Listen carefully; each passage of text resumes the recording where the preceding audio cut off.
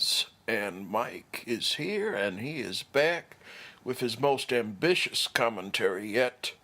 We're going to do Marvel's The Avengers today, and I'm finally going to make good on my promise to deliver you something a little different, a little more current, and a little controversial. Because I don't share the same glowing opinion of this movie that a lot of people do.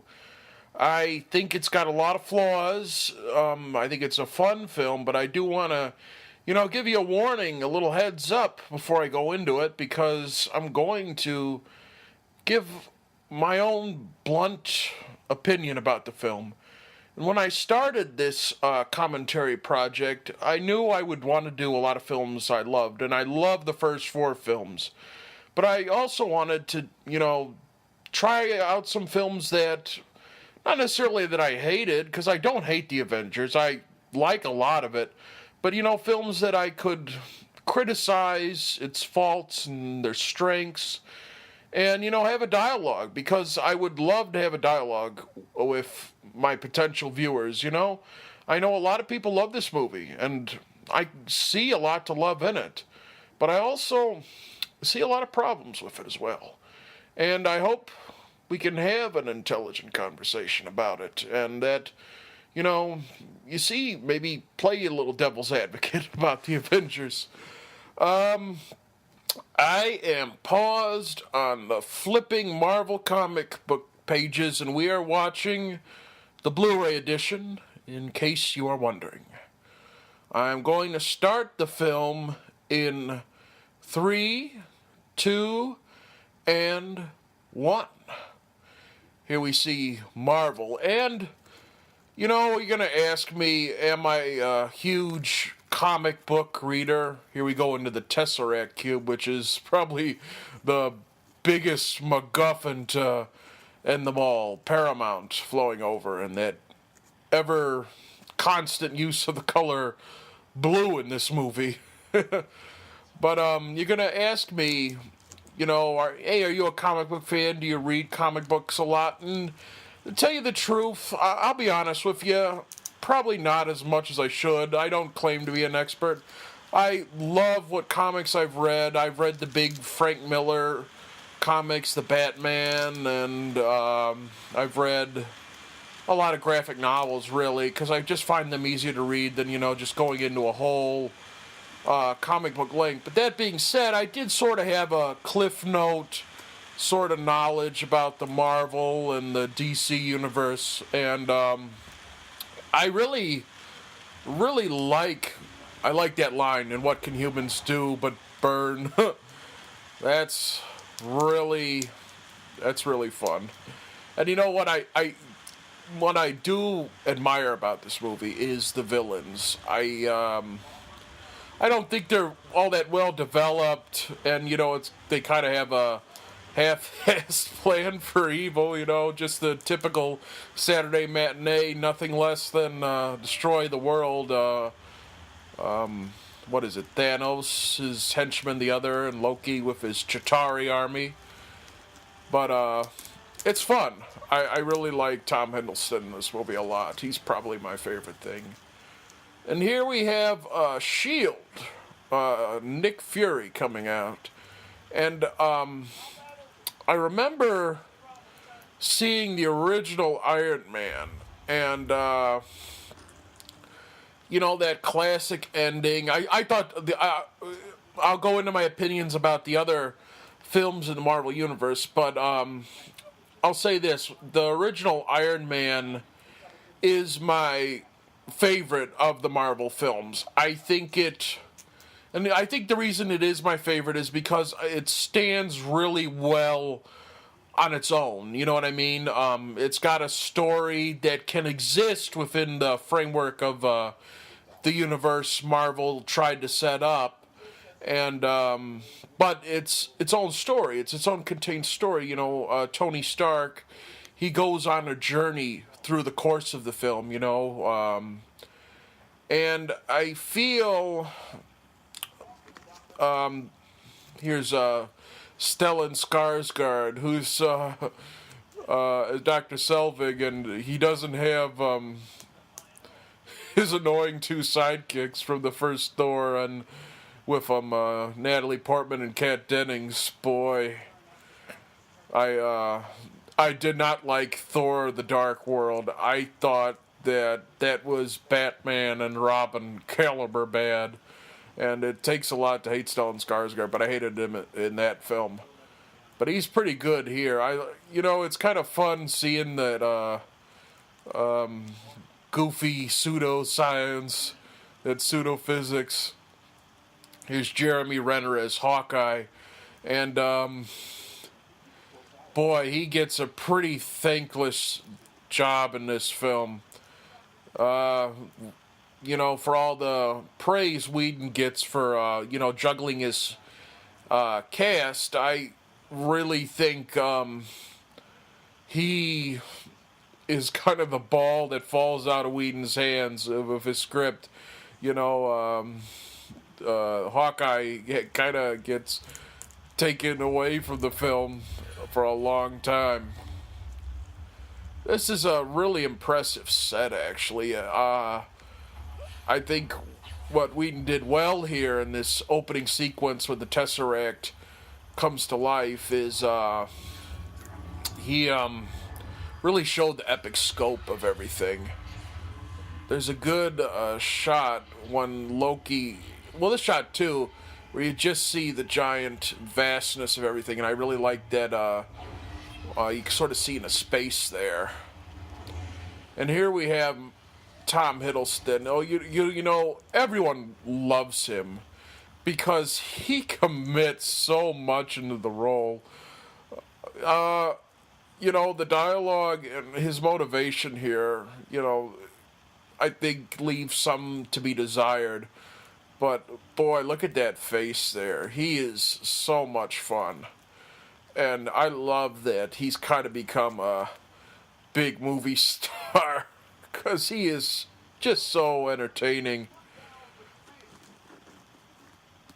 And I love Samuel L. Jackson there trying to stand up to him. That's pretty funny. And he just doesn't take it from anybody, Tom Hiddleston, as Loki. What was I saying there? I was saying about Hawkeye. I don't really think he's all that necessary in this film. And he's not really a superhero in the traditional sense. And I don't really think Jeremy Renner is all that. Well, he's a good actor, but I really haven't seen the kind of praise he gets. I really think he's kind of overrated, to tell you the truth. He's in another movie called The Hurt Locker, which won Best Picture, and he sort of became something of a star there. But I think he was just putting this for his name, and Whedon didn't really know what to do with him because there's no explanation into his character. But he doesn't. He kind of, because they don't want to do anything with him, he's kind of just gone, and then he comes back and says, "Oh, I want revenge for being put under the spell. An ant has no quarrel with a boot." It's goofy dialogue, but Hiddleston is someone who can transcend some of the goofiness about this. Freedom is life's great lie. We're going to get into Loki's motivation a little bit later in the movie because, I think he says he's kind of a really good counterpart, Loki, and his idea that freedom is life's great lie and that he means to bring freedom and peace. He's a good counterpoint to what we're facing in this movie, for sure. Here's a scene I think is really good. You see the whole... you pan out as Loki and his slaves are walking away. and that's really kind of neat. Here is one of the only two female characters that mean anything in this film. Colby Smulders is Agent Hill, and Joss Whedon. One of the things that I guess he gets a lot of credit for is his ability to create strong female characters, and I don't see it. I don't see it in this film for sure. And it's not really to the fault of them. Maybe a little bit. I mean, the fault to how they're written, maybe a little bit, because I think they're written pretty generically, to tell you the truth. They kind of go through the action hero motions. But I think it's just a fault to the general movie, really. I don't think any of the Avengers stand out, and the female ones, they kind of stand out in a different way. I think Agent Hill could have been a stronger character in this film had she been more of Fury's partner. You know what I mean? I think she just kind of takes Samuel L. Jackson's orders and pretty, doesn't have any defiance or any character. And I don't really know if it's maybe the script or Smolder's acting, but I kind of place the blame on the script, to tell you the truth. Or, maybe give Samuel L. Jackson some credit, because he's a pretty imposing figure on the screen. And there's already a huge action sequence to begin the film. You're already seeing the kind of destruction that you come to expect from this movie. And as I was sort of getting into earlier, but I got cut off by the movie, I remember seeing the original Iron Man when it came out, and seeing Samuel L. Jackson, come in with his little teaser Easter egg at the end of it to sort of set this up. And I remember my great fear with it. And I don't know if it came true. I kind of think it did, and looking at some of them, but I thought, oh no, everything from this point is only going to set up this movie, and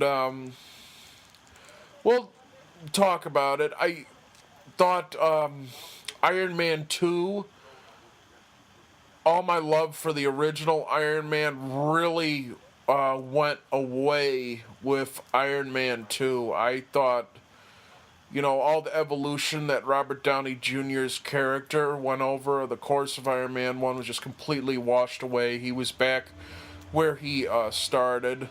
Oh, that's an opening for you, with Alan Silverstein's frankly pretty generic musical score. You want something that says white bread heroes, and that's the way to go. Here we have the other female lead, Scarlett Johansson, as Black Widow, and I would believe Whedon and his fans a little bit more if they say, oh, she's tough, she can fight, and but I might believe them a little bit more if they didn't have to dress her so scantily. Like every same problem that there is with female heroes these days, and like how they're made up, that's not practical for, like, none of the outfits she wears in this movie are practical fighting outfits, you know what I mean? Like, she's not dressed like a soldier at all, and, it's just, they're all reveal her boobs give the comic book fanboys what they want. Oh boy. I just I get real tired of having Russians as stereotypical villains. It's just real easy, and then this guy, they always make fun of Russians for being ditzes. And I think that's kind of interesting that her character, in fact, is Russian. And then she has a line later on in the movie that, oh, I used to be Russian. What the hell is that? It'd be interesting to, show that the Avengers are kind of a global force and have her be proud of being Russian, go against the traditional ideas. One thing I don't like about this movie, I think its humor falls really flat, and it's. I almost think like a movie like this doesn't need humor, the action and stuff is thrilling enough, gets you enough laughs and titillation. That's just goofy seeing Coulson dance around the jig while she beats up these cardboard bad guys. And, just going off what I was saying earlier, what she's dressed up in and, how that's showing how tough she is, This idea isn't new, the idea that, I can fight in my high heels and my evening dress and, still beat somebody up despite all my appearances, and it isn't new, it isn't original. Here we're about to be introduced to Mark Ruffalo's Bruce Banner, the Incredible Hulk, and I don't know where the heck he's supposed to be. I believe India. But I, for one, was a little disappointed Edward Norton wasn't brought back. Although I do kind of like what Ruffalo does with the part. And I really like Mark Ruffalo a lot as an actor. It's nothing against him, but I kind of liked Edward Norton's take, even though I didn't really think the Incredible Hulk was all that interesting a movie. I think one of the problems with it was that, it wasn't brave enough, the Incredible Hulk. I thought it was just really by the books, the Edward Norton film, and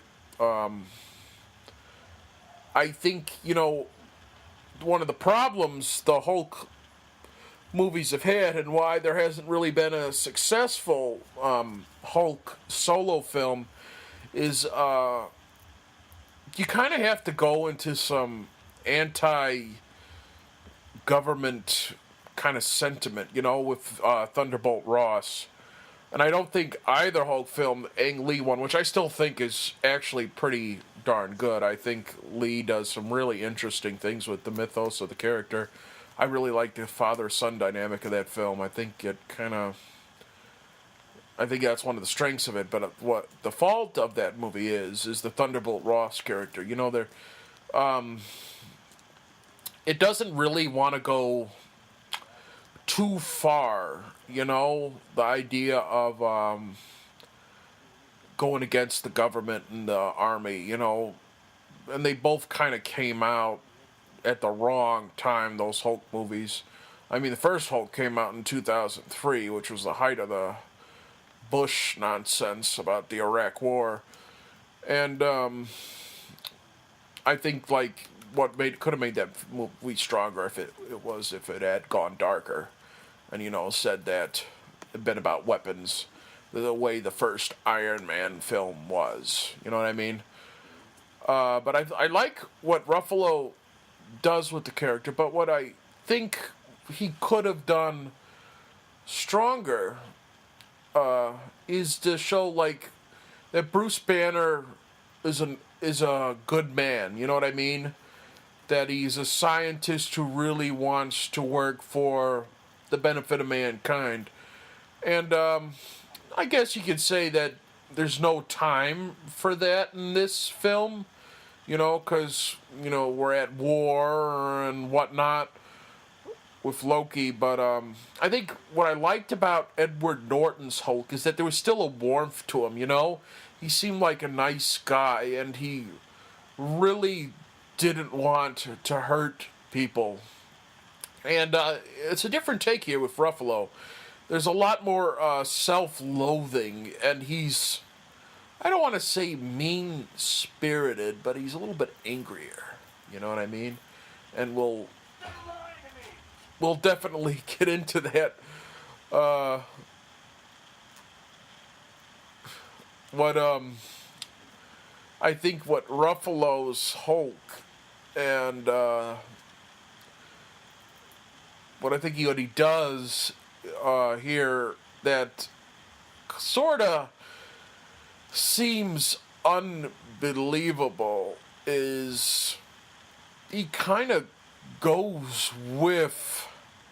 He's kind of like, all right, I'll go with you guys. You know what I mean? I suppose you could say that. Oh my goodness, here is my biggest problem with this movie, and we'll go into it for sure. I mean, I could talk for an hour about these people, this World Security Council in this film, and they're frightening, to say the least. I mean, this Powers Booth here and Jenny Gooder, I think what you have to say about this is that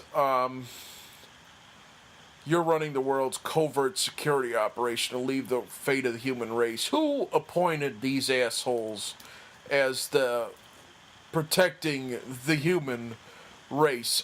I mean,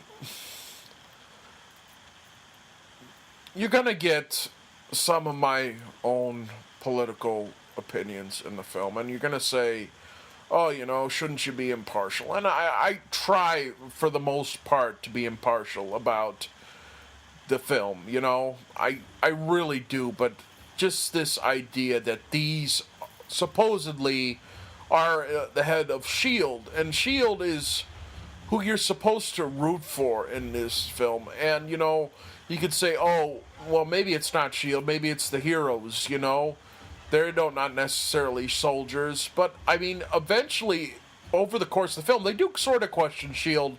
in the middle of it, but over the course of the film, they are tricked into following the party line, and it's hard to root for heroes like that, you know what I mean? Eventually there are some questions raised about it, but I just don't think enough. And people have always said, I think the scene is lifted verbatim from the end of the Captain America movie, but I think what people rightfully have a conversation about fascism in these films, you know what I mean? Like, do these films condone going above the law? I mean, who are these superheroes answerable to? And it's a conversation that's worth having, Like, we are in the middle of a sort of superhero zeitgeist. And I like what I actually like Captain America in this movie. Surprisingly, he's kind of goes against the kind of mold you would expect from him. I think Chris Evans is really good in this movie. I think, he doesn't have the sort of, well, he doesn't, like, the character is written and, like, what he brings to it doesn't have this sort of blind nationalistic kind of edge you'd expect from Captain America. But ooh, you should have left it in the ocean. See, that's what I like about him. Right now, we're going to be introduced to the big man.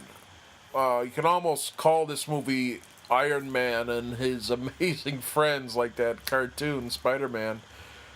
But this is one scene I kind of like, that they sort of, in Iron Man 2, they completely forgot about, was that Tony wanted to switch kind of the direction of his company to be for the betterment of mankind. And what he's doing here is kind of like doing his goofy green energy project, you know. I like what Jobadiah Stane was saying in the original one, that they're gonna make baby equipment or something. But one thing I think Stark's egotism returns in this movie. You know what I mean? He's got the egotistical edge, and I think that was a step backward for his character. Although I will say they do try to humble him in this movie a little bit, but it's just, I don't know how well it works, because how do you humble Tony Stark more than what happened in Jon Favreau's original movie, where he's trapped in the cave, and he sees his weapons in the hands of terrorists who he thought he was going to fight. And, above anyone else, I don't see Tony Stark falling hook, line, and sinker for S.H.I.E.L.D's project. And, Iron Man 2 kind of was really a pointless movie, because all it really wanted to do was go, oh, you might be able to join the Avengers. The entire movie, they kind of tricked Tony and said, oh, you might be able to join the Avengers. Oh, you might be able to join the Avengers, and we're going to watch over you, babysit you to make sure you don't do anything stupid. And then at the end, they just say, oh, no, you can't. We'll have Iron Man, but not you.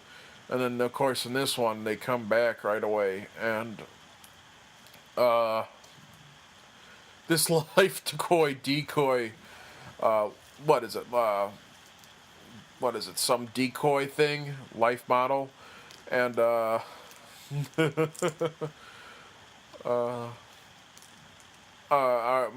cousin, he's a huge fan of Marvel, and he had his own theories about. Later on, Coulson, of course, is gonna die, quote unquote die, and he was thinking, oh, it was his life decoy, and I'm like, oh man, you're looking a little too far into the whole thing. Self-obsessed, doesn't play well with others.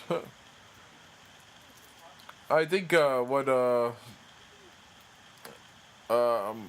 think you need to have Tony evolve over these movies.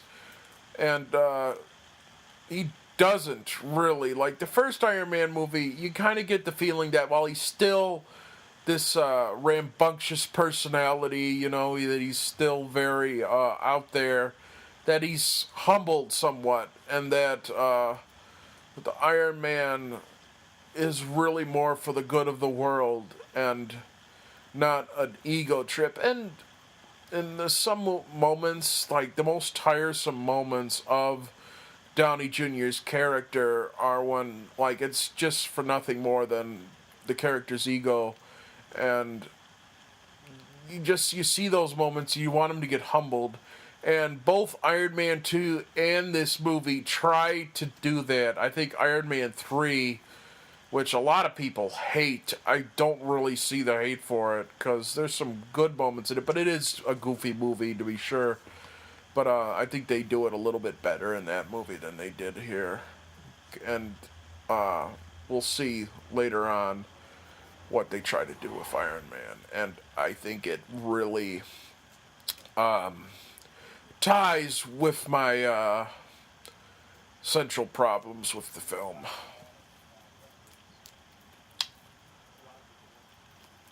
A lot of people where you are the world's first superhero. And that's something about this movie is that the first Iron Man movie, it felt sort of like the Chris Nolan Batman movies. Like it could take place in a heightened form of reality. You know what I mean? And this movie kind of skates on that. There's some moments in it where, well, obviously you have Loki, coming in, but like there's a sort of jarring feel to this movie where Whedon doesn't really know if he wants it to be this huge cartoon or if he wants it to be a sort of like semi-realistic comic book film. People might just need a little old-fashioned. That's kind of interesting. That's kind of what I like about the character, too, is that they do kind of go out with it. Loki's already developed his own lab. One thing I do have to say about this movie is that it is unashamedly a MacGuffin movie. You know what I mean? It's just like that Tesseract, it doesn't really do anything but open that door. And it just gets pretty boring. You know what I mean? I think MacGuffins, if they're done poorly, just kind of really get tiresome. You know what I mean? They just they make up for a lack of a plot because all it is about is, where is that thing at? How can we get it back? And you'll see that in the middle of this movie because the whole Tesseract thing isn't really interesting enough, in my opinion, to sustain a lot of screen time. And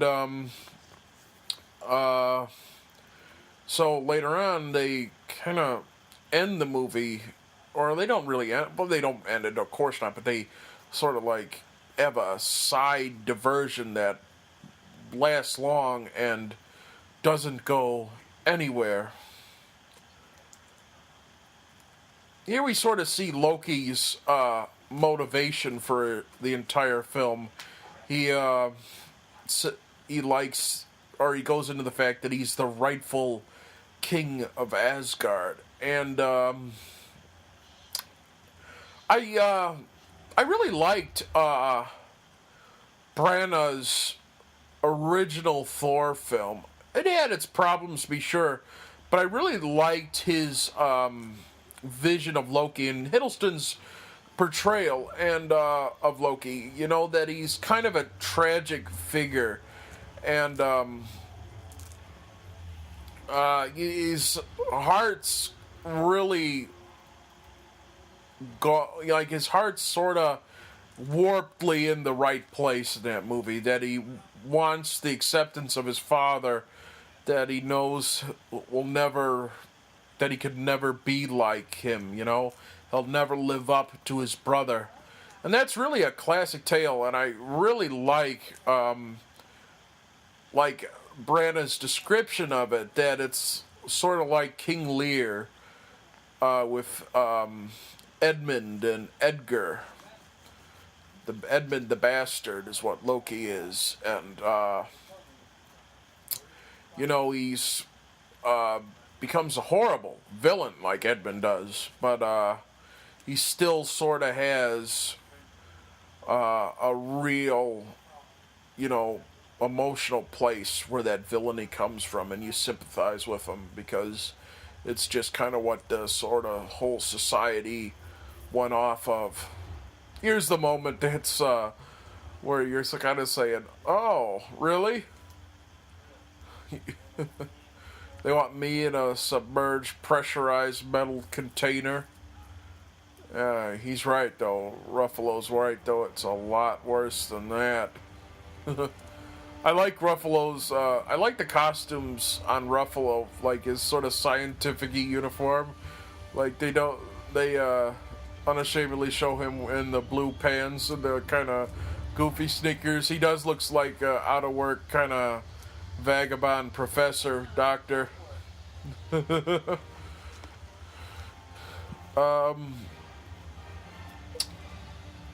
What I was saying is, like, I like also about Loki is that his character evolves over the course of the movie, and I like Whedon's definition, kind of explanation of it in his commentaries and kind of what the interview materials were. Is that they were saying that going through space and time, kind of obviously that would drive someone completely out of it.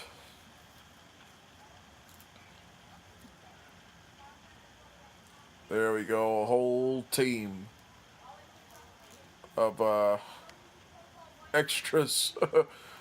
This is what Captain Kirk wish he had. This goofy thing here, and at the center of it is Nick Fury.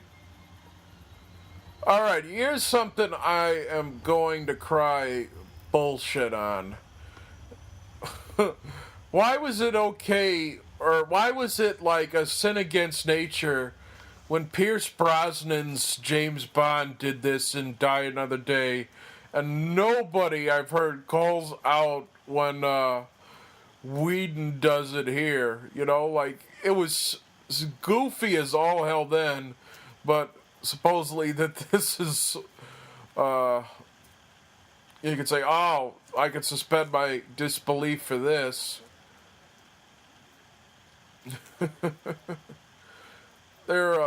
Okay, here we go. Coulson says in a line that's almost throwaway dialogue that we're sweeping every cell phone, laptop on the planet. And I mean, are you okay with that? I've never heard anyone in any review of the Avengers say, hey, that's not very ethical at all. I mean, they question the ethics of other superhero movies, like the Superman one that came out, Man of Steel, and the Superman Returns, that he's a fascist, but like this is an actual like agency that supposedly is not accountable to anyone, who has the power to look over everyone's cell phones, and eventually we're going to find out later in the movie that that they can attack whoever they want. I mean, that's frightening.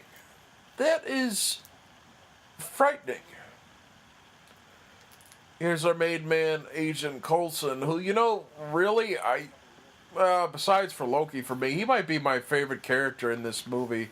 Because you know what I like about him, and I really think is his appeal is that amidst all these superheroes, that are carved out of marble, that look sexy, that, are strong and buff and can do all the fighting and can kick ass. And you got Coulson, who's this kind of shy, blue-collar guy who finds himself in the midst of all of it, and who wants Captain America to sign his baseball cards. And Clark Gregg he's really good in the part. He's got a very matter-of-fact kind of attitude about it, and he's great in it. And I haven't watched Agents of Shield beyond the pilot. I mean, I had the same problems with Agents of Shield that I had with this movie, but he was pretty good in the pilot.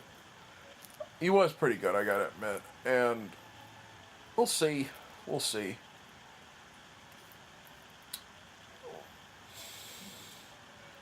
Silence of the Lambs kind of ruined it. You know, every sophisticated Brit villain in high culture has to have classical music while he goes attacking and hunting down everyone.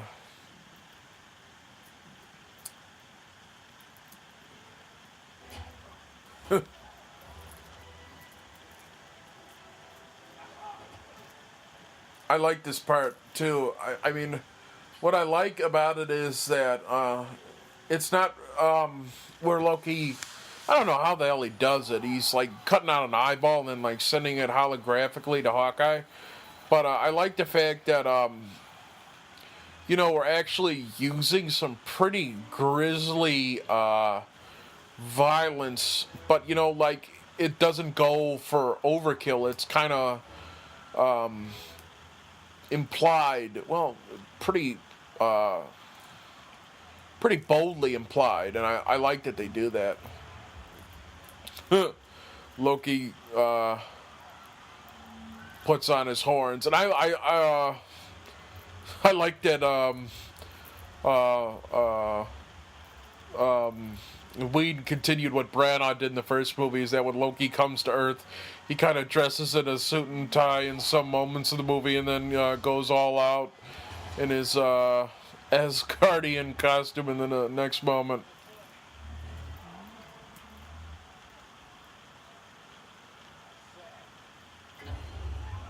Nero. He's just all out, Tom Hiddleston, screaming. And I mean, this is like a Saturday morning matinee, kind of like drawn out to epic, bizarre proportions.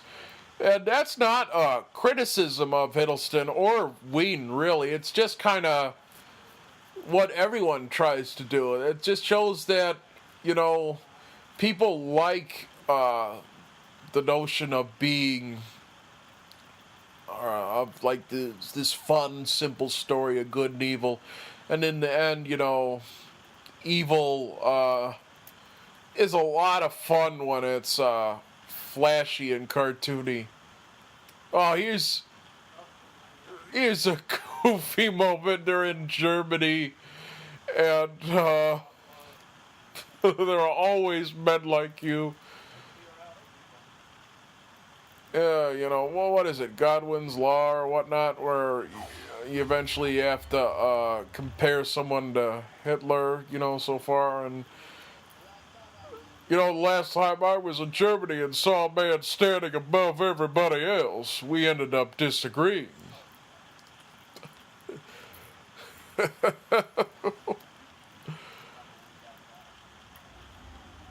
See, this is where the movie kind of loses me a little bit.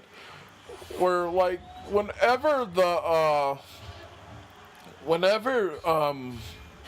not when the heroes are by themselves, but when they're kind of like talking to Loki or about Loki, it just goes entirely into cliches like that.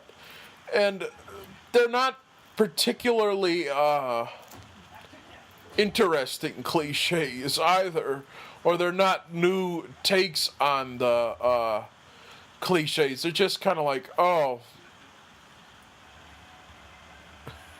here comes Tony. And here's kind of just an interesting thing about this movie, and just kind of like what they do with it. I don't know really how powerful the Asgardians are. You know, what kind of damage that they can take. Because you see Loki's scepter, which can pretty much, I guess, blow people up. And, Captain America's shield gets it, and, it just kind of, I wonder sometimes. I think it's kind of a convenient, uh,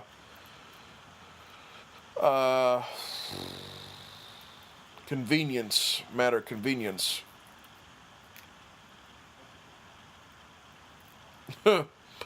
What you think, Pilates? It's like careless aesthetics. You might have missed a few things during your time as a capsicle. This, well, at least Iron Man's sort of questioning Fury a little bit. But, this entire conflict between Captain America and Iron Man is just really out of nowhere. Like, they have no reason to hate each other. I mean, like, other than the traditional Tony Stark cockiness that we seem to see. Here we have almost a whole hour into the movie Thor's first appearance, and he just comes out of nowhere. And, like,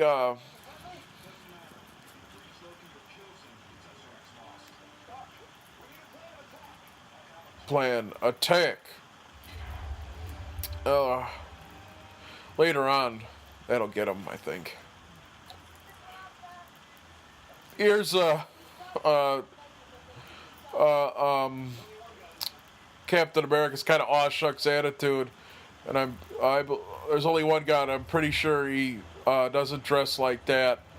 It's kind of a good line, but it's just kind of shows you that Captain America is really sort of old-fashioned, and I like Whedon's explanation. Whedon's said he was an atheist, and good for him. But he said that Captain America isn't, obviously. Here's Thor, who I really like the first Thor a lot, as I said, but I think Thor is the one of the Avengers who really suffers the most in this movie, and it's really kind of, he gets the least development. He just kind of is there, and he, in all the conversations with the Avengers, he just sort of sits to the side, and the only input is oh, Loki's my brother, You take the world as a recompense for your imagined slight. Marvelous job with that. You would slaughter each other.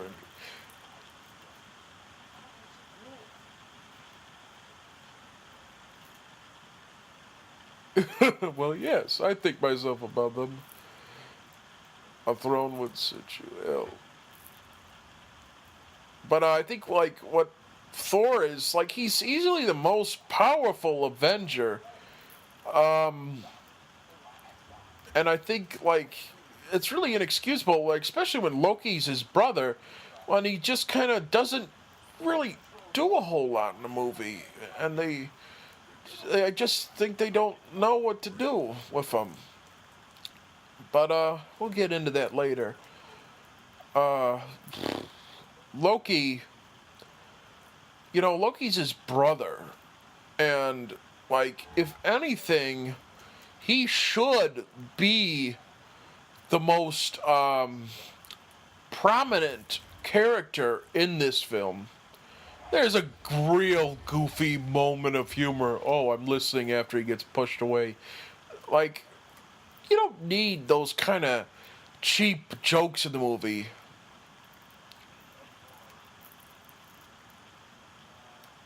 Shakespeare in the Park. Yeah, that's... No, mother, no, you weareth her drapus beyond you metal man. That's just, like, that's a moment of humor that works. But the one before it didn't really work. It's just kind of, the kind of summer movie humor. All right. See, that's another example of, what does Asgardian weaponry or magic, how it works on Earth. Like, that should have been enough. Setting Mjolnir at him should have been enough to, like, rip through Tony Stark's iron and his stomach. You know, he should have been gutted right there. I mean, maybe not that, but I mean, like, really, it's really convenient. Like any other character who would get that, it would have died instantly, or at least that's what I'm led to believe with kind of the mythos of it. I don't know, maybe I'm wrong. Maybe that's something that the comic books, yeah, you know, like that. Like, don't you think Thor could stand ground and just like stood in place with all of Tony's iron, or not iron, but you know, all his jets?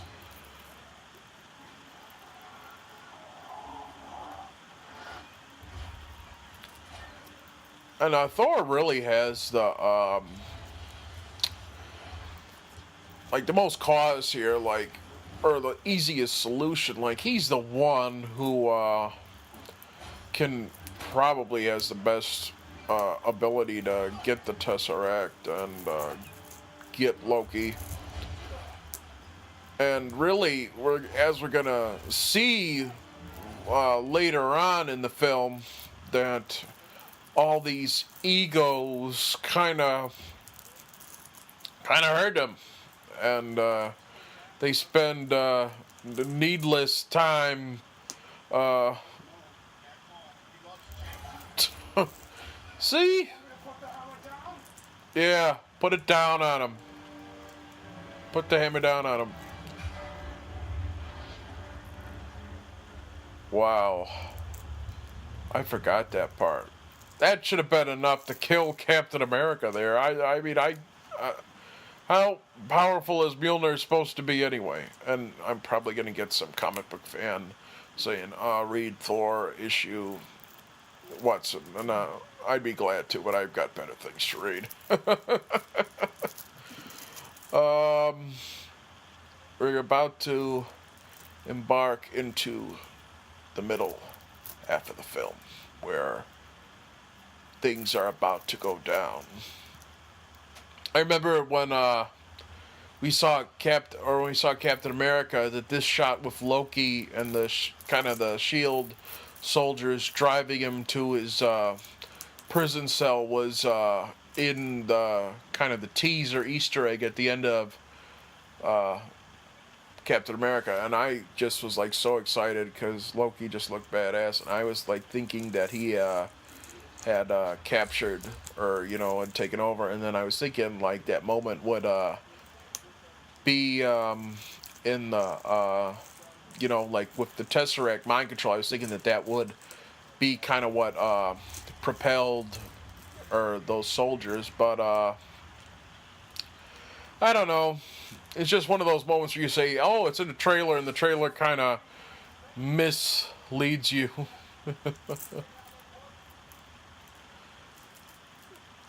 Here we're about to sort of go into the Hulk's kind of or kind of what they think, but an impressive cage, not built, I think, for me.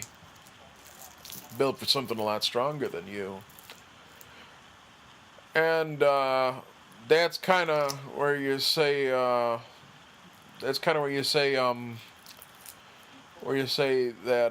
the Hulk goes like, you know, you want to put me in a cage, and that's exactly kind of what they are intended to do. You know, you don't know their plans. I think all along they kind of would say, like, who's to say that Shield didn't want to, you know, get into his blood like Thunderbolt Ross did, so that he could create an army of Hulks. I mean, as you see later on in the film with their plans for the Tesseract, that that they only wanted it as a weapon, as a giant weapon for them to let me know if Real Power wants a magazine or something. That's such a Samuel L. Jackson line. You know, that line would sound goofy coming from anyone else, but that's a good one. Loki's gonna drag this out. So Thor, what's his play? You see, that's all Thor does in this movie. He gives exposition about Loki, and that's all they do. He means to lead them against your people. They will win him the earth. Not me from outer space.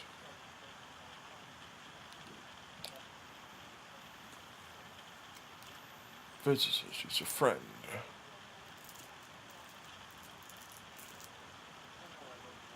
Yeah, that's another thing about this movie where I sort of question, maybe in this, that, you know, they're saying that uh, Black Widow, or Natasha Romanoff, whatever her name is considered like a great female character. Like, over the course of the film, she she only cares about rescuing Hawkeye, and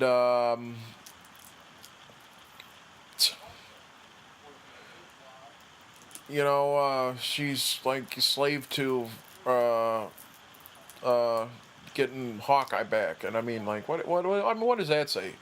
That her only stakes in the movie are, you know, being a slave to a man's, or, you know, like wanting a man. That's it.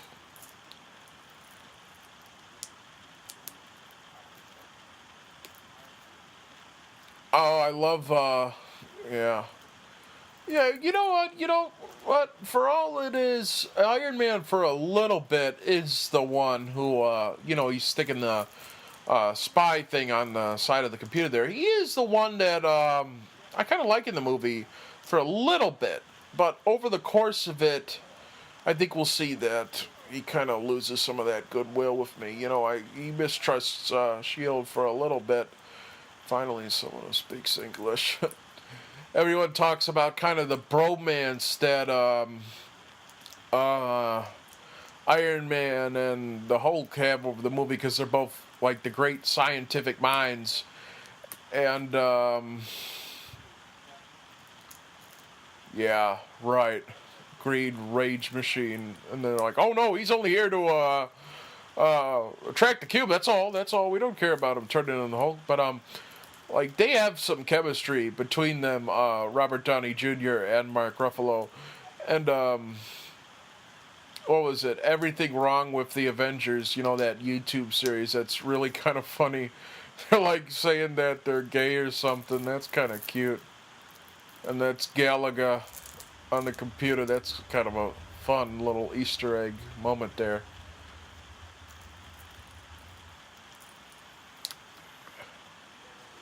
Boy, this thing kind of like reminds me a lot of Star Wars, the Star Destroyer.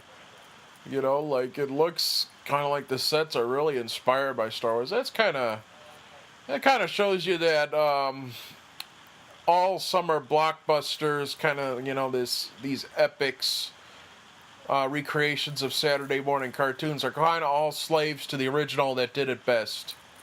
I kind of broke Harlem. That's actually kind of interesting. You know what I mean? That he makes reference to the original Incredible Hulk film, because I was kind of under the impression that the character in this was not the same. Well, that he sort of same the same. He sort of shared the same backstory as the Edward Norton character, but that that they were a different character. You know what I mean? But they make reference to that. But I think one thing that we sort of, I think I glanced over it. I think it happened already, where Captain America finds out more about Dr. Banner, and he says that they were looking for the doctor's formula to the super soldiers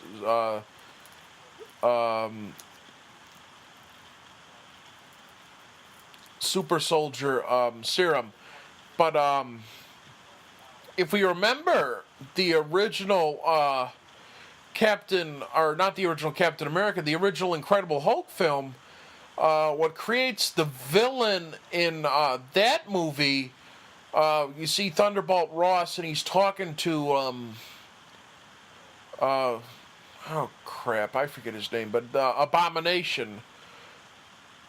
He's talking to him, and he says, "Oh, we've had super soldier program on ice since the '40s." Like, wouldn't you think that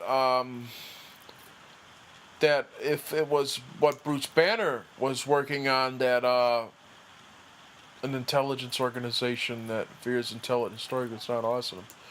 All right, that's good stuff. It's been a little bit since I've seen that movie, but just like what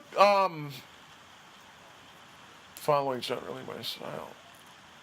You see, that's good stuff. Like an intelligence organization that infers intelligence. That is my problem with the movie. That what this is a war being fought by an almost NSA type organization. That is my problem with the movie. But you know what? Later on, we're gonna see that all that goodwill is just completely thrown out the window. And you know what? I'll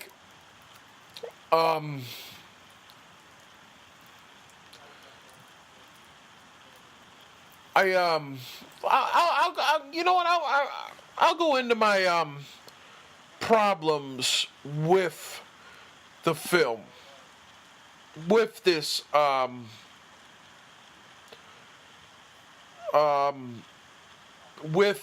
this.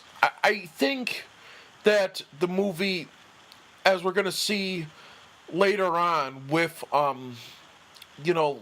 eventually Coulson finds out that or Coulson dies, and what they do is they have a real cheap conceit where they have his cards, they're all bloodied up, and they're saying, "Oh, he believed in heroes," and then Tony and all the Avengers sort of go into it, and they lose whatever trepidations they had about S.H.I.E.L.D. And I just I can't root for these people. I mean, I don't know. Maybe the trailers I'm seeing for Captain America 2, they sort of hint at the fact that S.H.I.E.L.D. is going above and beyond the standards of ethics. That was unnecessary. See Captain America jump up just to get up there. That's kind of goofy. But hopefully in the next movie, you say Captain America above all would be so totally fucking against the NSA. And you know what? Yeah, I guess in Marvel's Civil War, that's what Captain America is fighting. But Dr. Selvig's got his sort of 5 o'clock channel. But what was I saying about that? I'm sorry.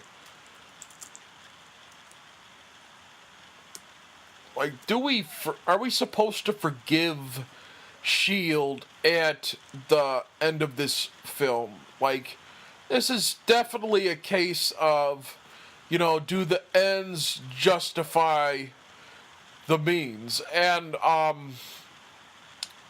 think it's really, really interesting that you see Loki in this film. Bill Sniper, what's that goofy line that Thor gives? And Thor is really not who you want to give humor in this movie. They're just kind of making fun of the fact that he speaks in a heightened language. But well, as I was saying, this is really a question of, do the ends justify the means? And it's a question that I think really has to be asked about every comic book sort of hero, because every comic book hero is something of a vigilante. You know what I mean? Like, they do go above and beyond the law. And I know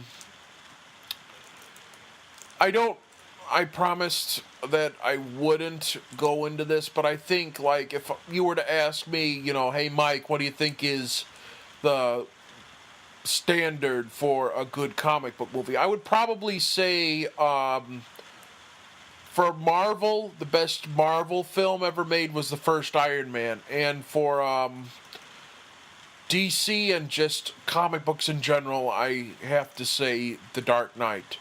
Because I think both of those films do go into some very dangerous waters in terms of asking questions of their audience. I think they create dangerous scenarios where the heroes go above the line. They cross the line and become something that they shouldn't. You know what I mean? That they become almost... They cross the line from being hero into dangerous, almost criminal enactment of justice. But both of those movies eventually ask, is this right? And I think they both answer no. You know what I mean? I think they both answer no. Like in the first Iron Man film, you see what's perverted about that kind of technology in the Obadiah Stane character, that he kind of says, I'll take this technology and be superhuman with it and act on everything. And you see that that's kind of what Tony sees in himself, at least this is my interpretation of it. I don't claim like this is what everyone should think, but I think what Tony sees in the Obadiah Stane conflict is that, hey, this is what an unhinged Tony Stark could become, that I could be corrupted to this point, and that's why Iron Man needs to have a moral code. And I think in The Dark Knight, which I'll bring up just for a little bit, it's a good film, and I probably will do a commentary on it at some point, hopefully. But you lie and kill in the service of liars and killers. That is almost makes me want to root for Loki in this movie. Oh my gosh. We'll go into that too. But going back to The Dark Knight, kind of what I was bringing up there, it comes to the point where Batman becomes corrupted to the point where he's evil. He becomes exactly what he wanted to destroy, this kind of mindless vigilante. And people say that The Dark Knight eventually comes to the conclusion that, yes, the ends justify the means. But I think one thing what Nolan did well is that when he came back for the last film in that trilogy, the entire third film of the Dark Knight series is about them saying, no, not at all. The ends do not justify the means at all. And the Batman and Gotham all suffer for what happened. And what is Phase 2? The Shield uses the cube to make weapons. Sorry, computers were moving a little slow for me.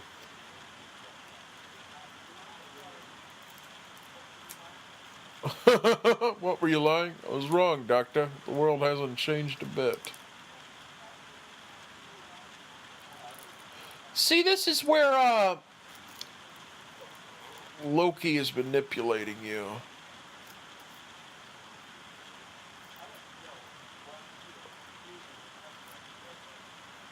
See, weapons of mass destruction, even. Like, they use that term, weapons of mass destruction. And, like, just this sort of high-ended, kind of Bush-like dialogue, the whole talk of a pre- or a post-9/11 world where the lines between right and wrong, are blurred to the point where you kind of, you throw away,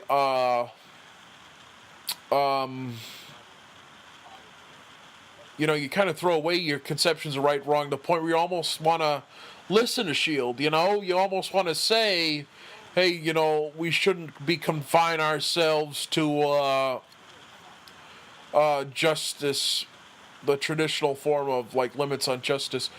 And I think what's interesting about this film is that they sort of have this arguments here, but you know what? Like, it all is for naught. It all goes away later on. This is a sort of interesting scene that they kind of move over the spear. But I think what's interesting. We'll go back to how I thought Loki was a really good counterpoint for S.H.I.E.L.D. in this movie, and Loki, chemical mixture that makes chaos. That's just a goofy line to set off the fact that they're all gonna team up heroically at the end, and then they're talking about try on the suit so that they can fight. Like, what kind of goofiness is that? It's only to kind of make the end all the more goofier. Here's they sort of set up something which I think would have given the movie some more stakes. They're talking about, hey, you're not the play guy, hero like you. The kind of, they're talking about soldiers. And while I think that soldier, the classification of soldiers sort of causes some problems in that, if you call someone a soldier, that they just kind of, justifies everything. But I think what is interesting later on is that this could have set up something a little different with you people are so petty and tiny. He's absolutely right, Thor.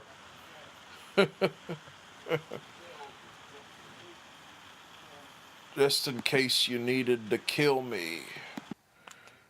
Just in case you needed to kill me, but you can't. I know, I tried. This is supposed to be one of the more dramatic moments in the film. And it's kind of brave, actually, I think. I don't think I've ever seen, at least in the Hulk media, a version where he's tried to kill himself. But what I think is really kind of interesting about the Hulk character is that Bruce Banner is kind of a, he's mild-mannered, as they said, but when he gets angry, it turns into the Hulk. And that's one of the classic things I love about the character is that, starting off, the idea of it is kind of goofy, but they've really, over the years, they've developed a lot of pathos to the character. And I think I've I've liked a lot of takes of the character. Even though I didn't think the Edward Norton movie was very good, I thought Edward Norton himself was actually pretty good on it, and I thought he was a really good Bruce Banner. And I liked one thing I really liked about the Ang Lee version was the father-son story with Nick Nolte. I thought that was done really, really well. But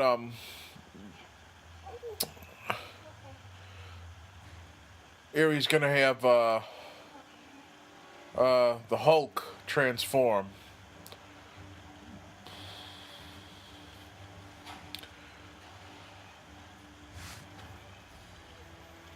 This is a really this is the sequence in the movie where it just kind of didn't know where it wanted to go, and it's really just long set piece for the sake of it, and just at least, well, I don't know, maybe not this part here with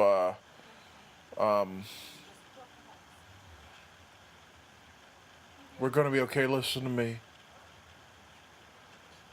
Ooh, they want to run away.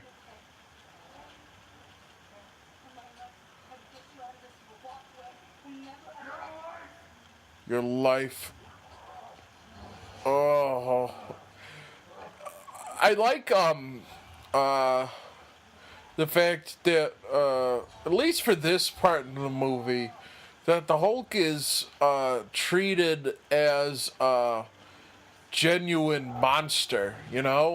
That he's this uncontrollable monster, and they do it really, really well at this part in the film. And the Hulk has never looked better.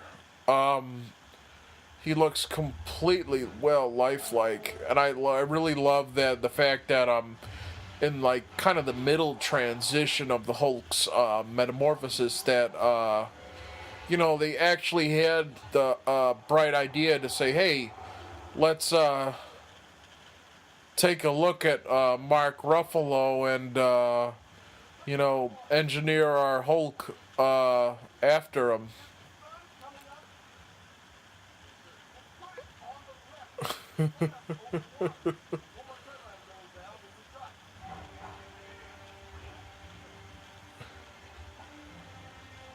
Here we have Captain America trying to fix this plane here, and this is kind of the least interesting task of the Avengers at this point. I mean, okay, here's another thing. Where the heck is Thor in all of this? Why can he not use his super strength here? He kind of leaves the whole thing for a little bit. I mean, he has a little parlay, little sort of skirmish with the Hulk, but he, I think, was wasted. Here, that he could have probably solved this flying station going down better than anyone else. Oh boy. I gotta say, this is like a traditional monster movie, and that's actually pretty good, seeing them chase her.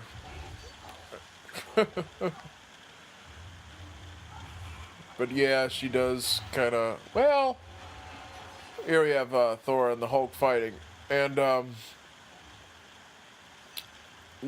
maybe not so much in the end portion of the film, but I think these are the best action sequences of the film. Even this fight here with Thor and the Hulk, aside from the fact that there's always that sort of awkwardness, with CGI interacting with a real actor. This movie sort of has that same problem, although the CGI on the Hulk is really good. But I like the fight there because I think that it's not really just the Avengers problem. It's kind of the problem I've been having with a lot of action films these days is that I wish the action was a little more intimate. You know what I mean? That it didn't go super fast or super slow, because I want to see an actual fight. I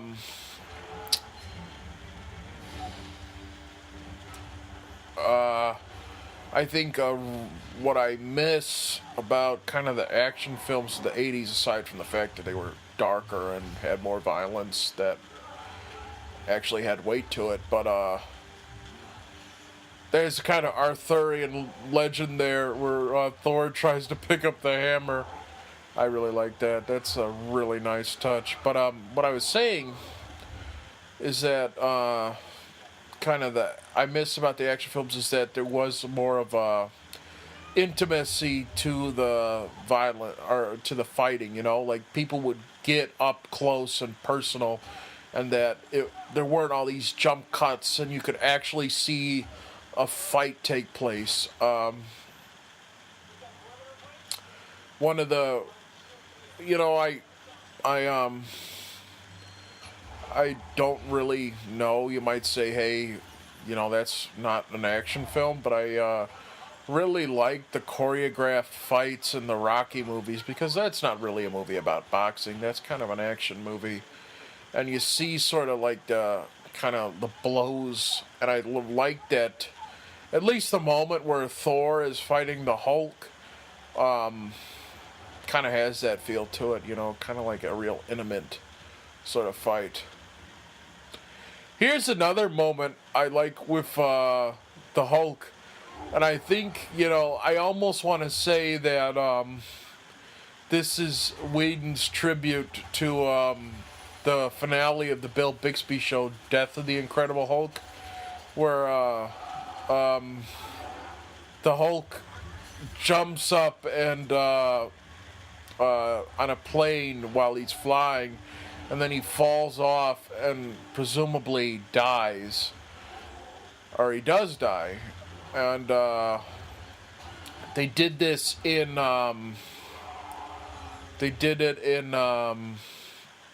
Hulk 2003 too. And I like to think that, there's just a moment for just the 3D with Iron Man with that laser. And I actually did see this in 3D. And, that's another thing about this movie. I mean, it wasn't an experience like Cameron's Avatar, where the 3D was an event, or Hugo. It was just real generic, and like the scenes where it said, hey, I remember we're shooting this in 3D, were just really unimpressive. I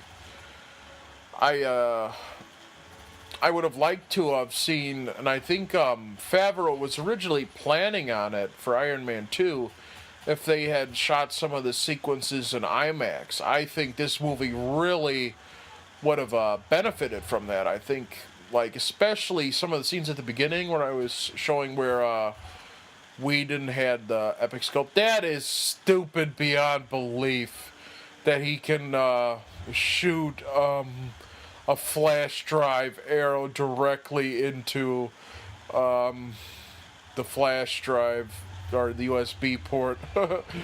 That is just so goddamn goofy. Like, I know you're gonna say, hey, Mike, it's a comic book film, but I could believe a guy turning into a green monster, but I can't believe that. I'm sorry. That's goofy.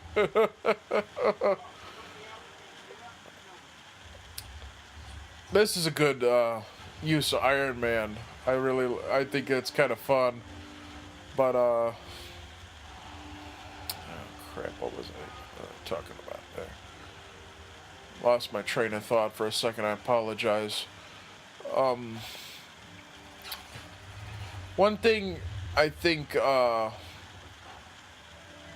oof.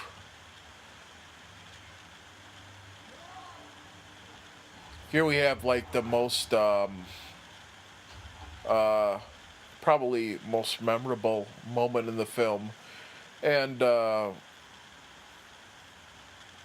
you're always falling for that. That's from the original Thor. Oh, yeah, actually, we're not going to get to that part just yet.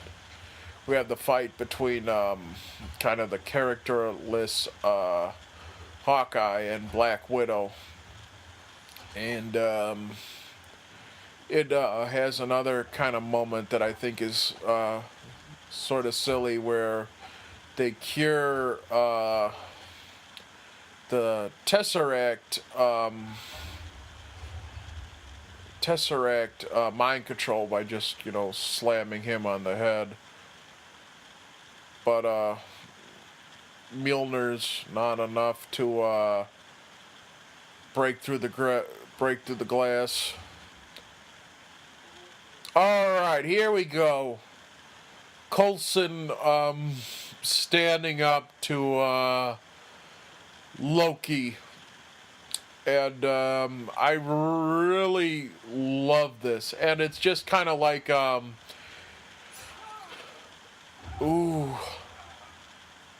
just kind of like it, like moments like that where, it's a movie populated with superheroes, and Coulson, he's got a good heart, but he's the furthest thing away from a superhero. The moment reminds me of the part in Lord of the Rings where Merry and Pippin are the first to run with Aragorn to battle. And I really love moments like that. And that was unsurprisingly, when I saw the movie opening weekend, that was the biggest crowd pleaser. That got the biggest applause. And I got to admit, I applauded too. Because that is kind of what I think a true hero is. Someone standing up with courage. When they are kind of outmatched. Yeah, how convenient.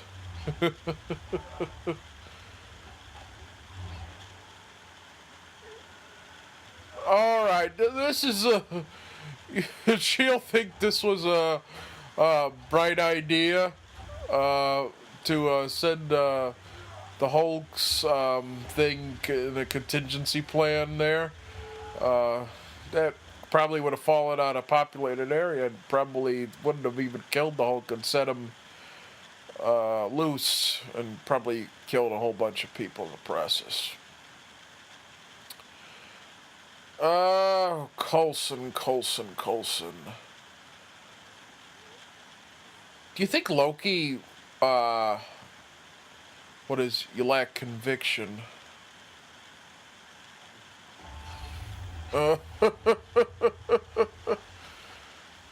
That was a crowd pleaser. I was happy to see that. And one thing I really think you really felt for Coulson there, but I knew for a fact that they weren't going to kill him off, and they just make it all the more clear later on, that they're using his death kind of as a plot device, but you really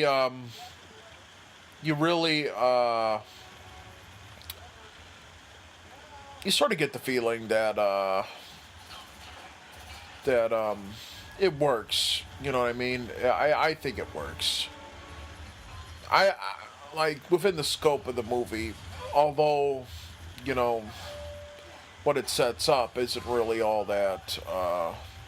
I'm not really all that fond of what it sets up, and I think I'd be I don't know. I think it would kind of. I'd be a little less forgiving had it not been that I liked the character of Coulson so much, and I like Clark Gregg's performance. And Loki has ended his diversion to go unrabbit. I wonder how they explain this. Granted, you're probably gonna say, see Agent of Shield, that they explain it pretty well how he survives this, but he looks pretty bad here, and I think they had the benefit of having Clark Gregg be really good in the role, and the fact that they already used him pretty well in the first Iron Man movie, because he's one of the strong points of that movie. You kind of they're here. Medical team's on the way. They're here. They called it. Yeah, here's where the movie loses me a little bit. All the questions about, hey, is Shield the good guy here, and we're supposed to believe that that this is enough to say, oh, hey, it's okay, you could build weapons of mass destruction if you wanted to. I'll let you. We'll fight for you because our pal died. There's something about there's something. They accuse Loki of not having the conviction, but these guys don't have conviction, really.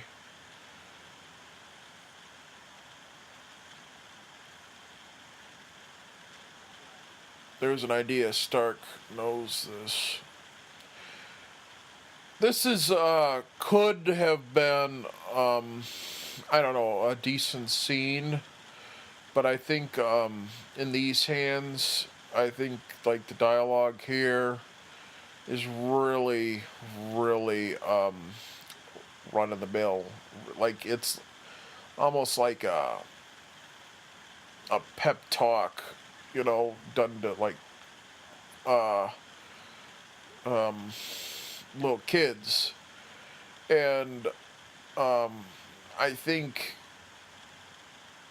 what could have made it work a little better would be had maybe not necessarily had they not killed if the Coulson's death were a little bit more, or less ambiguous, that maybe they thought he was wouldn't come back because they just set it up in a way that what is this scene here, like what is that scene where Thor can't get his hammer up? Here's Harry Dean Stanton, and I was just like, I was glad to see him. He doesn't look all that different from what he did in Alien. Did he notice that he was the Hulk at this time? Big green and buck-ass nude.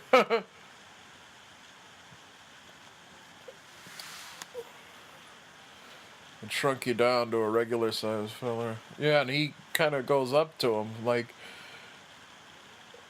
are you an alien?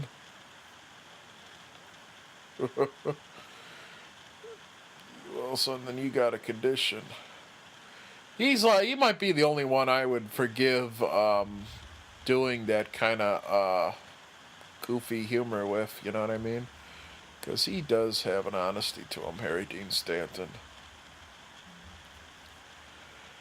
You see this stuff here with Hawkeye, uh, when they introduced him in the original Thor, I had that sort of same feeling. I'm like, what the heck is this guy doing here? You know, this is just setting up a sequel. And since Hawkeye isn't really interesting enough to make its own movie, that he just kind of, and then that Whedon didn't feel that he could have him in here. Like, you're just kind of like, what's his end game in this? Why should we care about this character?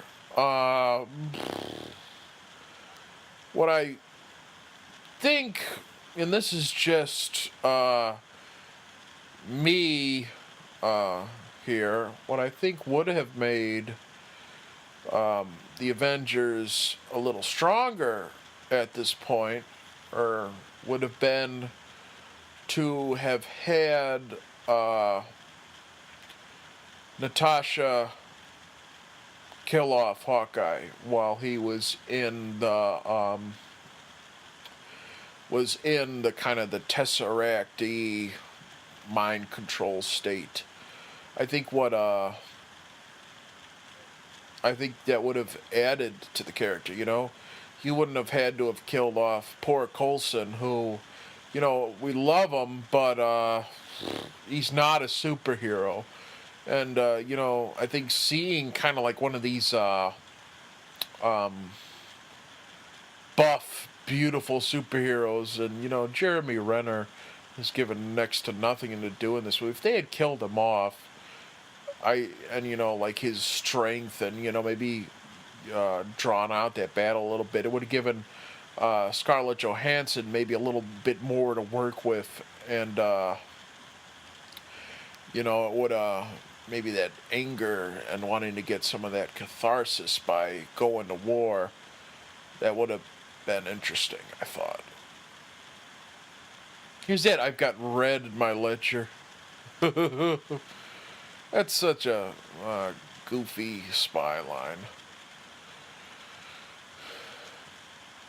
Here we have the next part of the sort of thing, and it sets it up, but it doesn't pay it off, and they talk like they're not saying for believing he was doing his job. You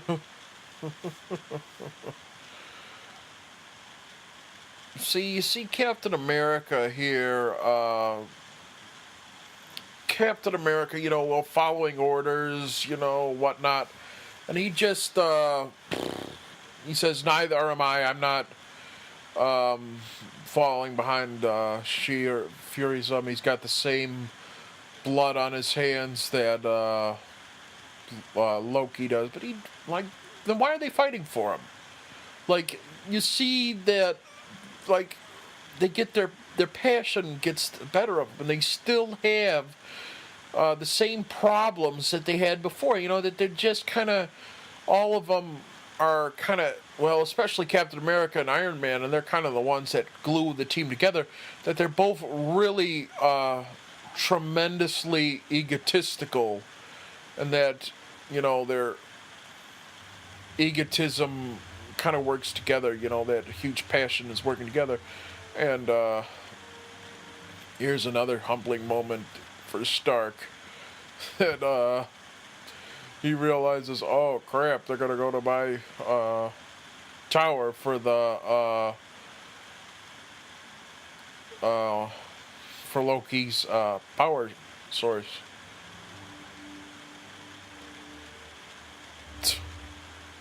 Yeah, Thor couldn't get his hammer up and going because he needed this dramatic moment for the electricity to crackle on his thing. You know, you need your suit up moment. and we don't have the Incredible Hulk coming.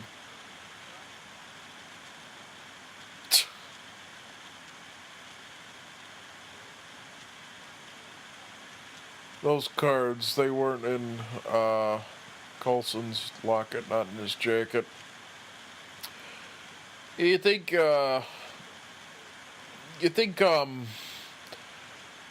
just the idea of fighting Loki would be enough, that they wouldn't need this sort of childish manipulation on Fury's part, because I think, it just kind of gives Fury exactly what he wants in the long run.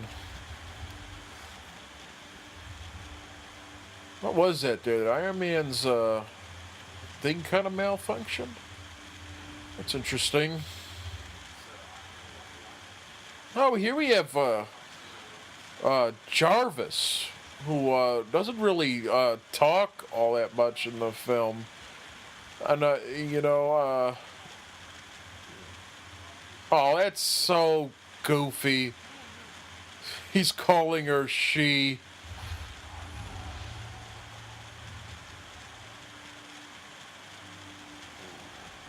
One of the deleted scenes of that movie I was watching before this was that cafe down there was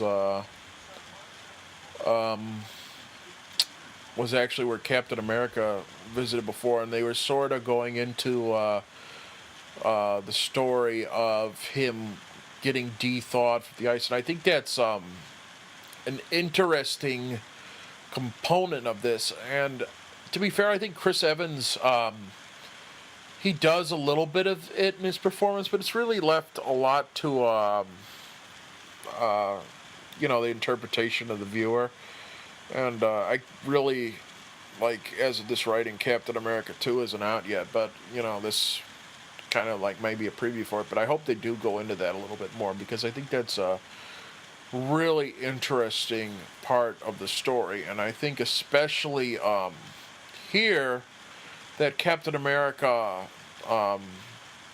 is he's a little too trusting of authority, and that might be because he sees it as yes, I bet them, yeah, I'll give you that one. See, they sort of set up the Avengers, why did Loki think that they were all together, how did he get it in his head that that these guys all together were the Avengers? And it's a good moment. This is really just for the crowd pleasing. It's where you come out on top. All right, here's where we're gonna go into. I keep promising it, and I sort of get lost in track. I'm enjoying the movie. I'm having a good time, but here's where we get track. Loki, Loki's plan is pretty much, or his mantra, freedom from freedom, is pretty much the exact same thing as what Powers Booth in his closed circuit TV room. It's the same plan, that S.H.I.E.L.D. is freeing the world from itself. That they have the power to, bring peace. Just the same kind of peace that Loki wants to give. And I know I'm going into the heavy stuff in the midst of kind of the fun action, and where Iron Man's saying that he's going to avenge Phil. But here we have the arrival of the Chitauri. And this is where the film loses me in a lot of ways. I think whatever goodwill you sort of set up in the beginning kind of kind of gets off here, you know, like these Jatari, like, what the hell are they? I mean, oh yeah, I'm sure they're in the comic books, but you know, there's art to adaptation, and I think it's fair to say that not every one going into this, you know, or probably the majority of the audience of this, you know, it was a $1 billion grosser. The majority of the audience probably didn't know. They have no idea what the Chitauri is. It's just sort of at face value. And so you have two things kind of working against everything here. You have the Tesseract Cube, which is just a MacGuffin. There's that waitress who Captain America meets in the deleted scene. And here's Loki taking control, putting his horns on to show that he's a badass. But you have the all right, here's the moment I really like in the movie. Like, this could have been a whole thing, and instead, you know, I would have wished that and you really couldn't have it in this movie because, you know, everything's so fast moving, and it's an ensemble piece, obviously, but I would have wished that Thor and Loki had a larger battle, but also a confrontation.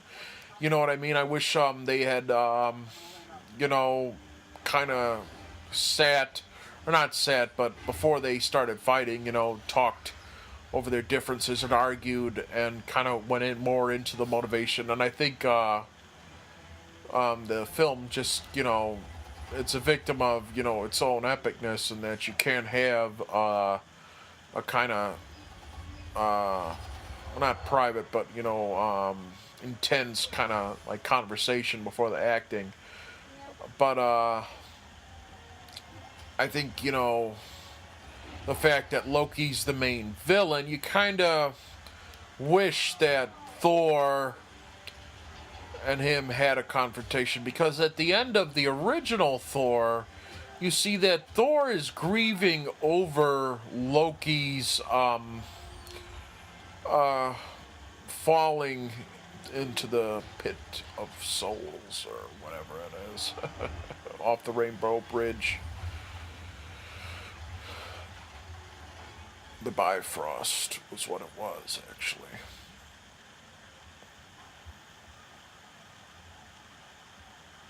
I actually like the costume design in this film, aside from the female characters. You know, the Batman films in particular, and the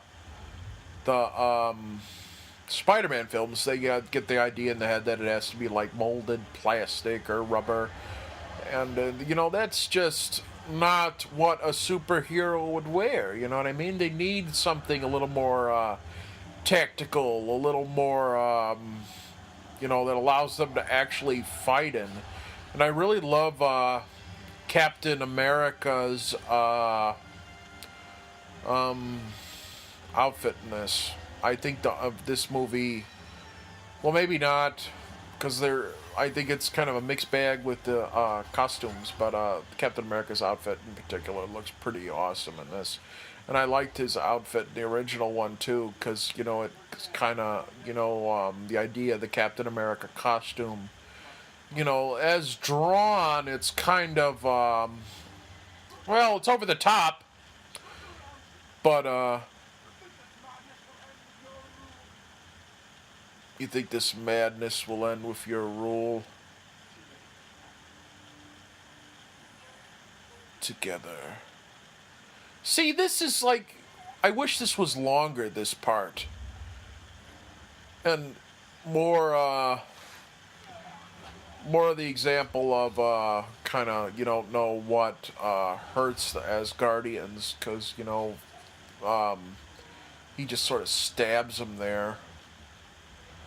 Here's what I was mentioning earlier about kind of the action and how films are, action films in particular, are done today, is that you need a sense of grounding in the action. You know what I mean? Otherwise, it's just it's hard to watch. It just gets like these scenes in here where you just they're too fast to watch. You know, like even with the destruction, it's unrealistic. You know, it's just like this tempo of everything is either way too slow and methodical, or goofy and super fast, and it just kind of hurts the eyes. And especially with villains like these Chitauri, who you don't really get a good look at what they look like. You know, like I don't think I saw one of their faces. You know what I mean? What they look like? Like, are they? Like, I get the feeling that robots. Oh, that's such an action cliche. You and I remember Budapest definitely just like Budapest. I don't know what the hell happened in Budapest. It's lost on me. But here's here's do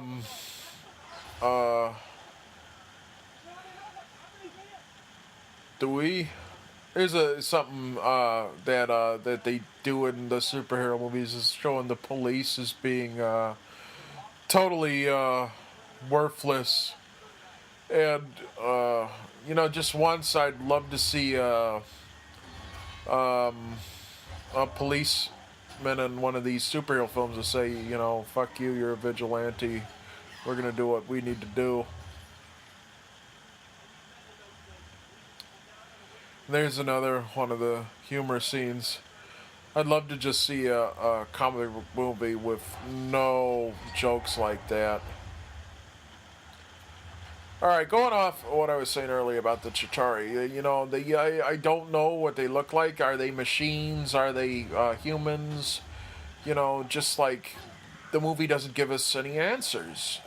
They're just really obscure, and you know, since they're kind of like sheep that are being led to the slaughter, you know, it doesn't take anything to kill them, because these heroes are so agile, they're so strong that they could just get rid of them all at once, and Thor kills like 6 of them at a time with his lightning bolt. Like, what kind of army is this? And they intend for this army to destroy everything. But, you know, like, it just, like, in addition to it being pretty weak dramatically, it's just weak in terms of the fighting, because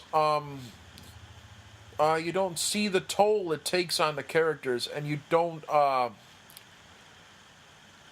you know, I think above anything else, like, I think the fights that are more intimate are stronger, stronger in terms of developing character too, because, you know, you sort of see that these heroes have to do something bigger than themselves, and what better film than the Avengers to have a scene like that? You know what I mean? Like, these are kind of like gladiators, and I would have liked to have seen, you know, maybe stronger fights. Here has a pretty goofy scene that I want to go into.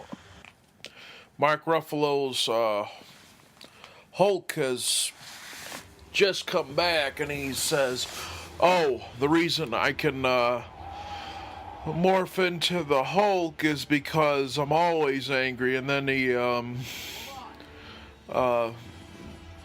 puts himself against that giant, what is that, a centipede cockroach, and destroys it. And, you know, this is a movie that gets accused of a lot of fan baiting, you know, just moments where, you know, Whedon, like, winks at the camera. Like, here's a good one with all the Avengers sort of swirling around 360, and it's it's a crowd pleaser for sure.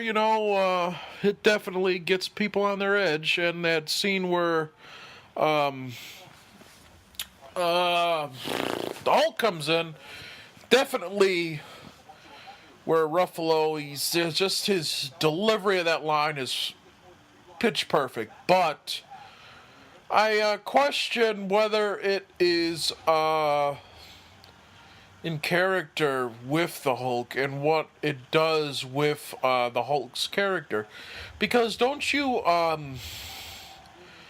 say with the Hulk, if he says, "Oh, I'm always angry," that he is in complete control of his ability to transform into the Hulk. And then what dramatic weight does the character have? Is it not a curse for Banner anymore? You know what I mean? Then there's no weight to the character. Like, I really hope that that they go into that more in another entry of the series, because there's some explaining that needs to be done with that line. I mean, it's not enough for it to be just a giant crowd pleaser, because the Hulk's character is important. And, if he can just morph into the Hulk all the time, then really what's the point? I mean, I gotta say I liked the line when I saw it in the show, but every time I've watched this movie, I like it a little less. And there's Hawkeye not even looking at who he's shooting his arrows at, and it goes directly into the Chitauri. This is a case where you have, Star Wars gets accused of this with their stormtroopers. I know Lord of the Rings gets accused of it with the orcs, where you could just, kill all of them. But I think this is really the most blatant case of, just villains who can, get killed by spitting at them. I mean, Thor there on the top of the Empire State Building was just killing them left and right, I wish that there were stronger moments with these action scenes. I like this portion of it where you see where you see kind of the terror that these people are having. Whedon, to his credit, he does let you know that, hey, this is a battle that's taking place in a major metropolitan area that's full of people. And you see those guys in their in the office building, kind of looking over the water cooler at those cockroaches flying around. And it's fun. And it's interesting, you know what I mean? Because, in some of these movies, they just ignore it. But here, I think it gives it some stakes, especially later on when we find out what Powers Booth's grand plan to solve all this is. Yeah. Here's,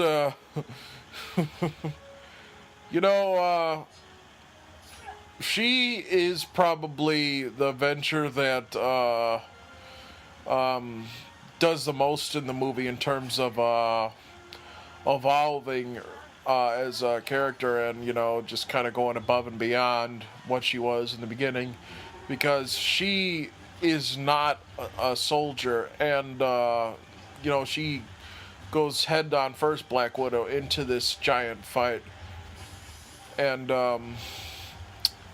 I as I was saying earlier, I wish they would maybe had a little bit more tangible motivation to her, other than her getting pissed off that her pal Hawkeye kind of went a little nuts. See, Thor is just the best one in this fight, and easily my who I would want backing me up in this Avengers battle.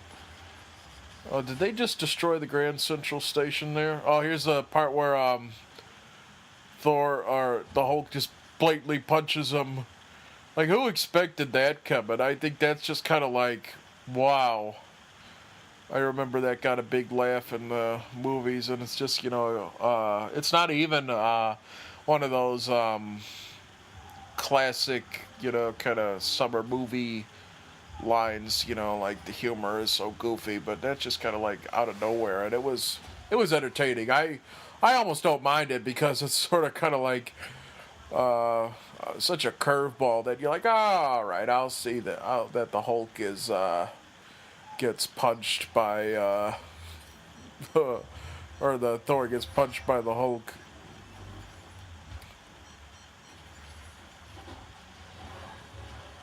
Or we have Captain America, and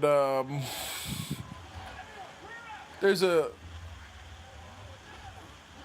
I like the fact that his mask comes off there. Then we get to see Steve Rogers out in his face. Batman never does it, but I liken that the Spider-Man films and Captain America that you get to see his face. You know what I mean? Because it's always a challenge as an actor to do that.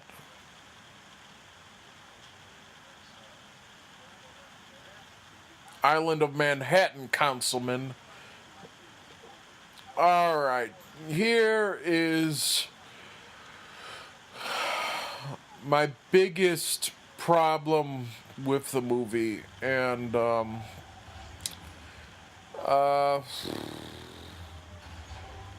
maybe it'll be answered in the sequels, but how can you root for them? They have the power to totally obliterate the island of Manhattan, which, Fury is a character I really dislike because he's so dishonest and just arrogant, but there's the only moment in the film where he actually earns his chops, where he realizes that what good is a World Security Council if they can do that, it's just awful.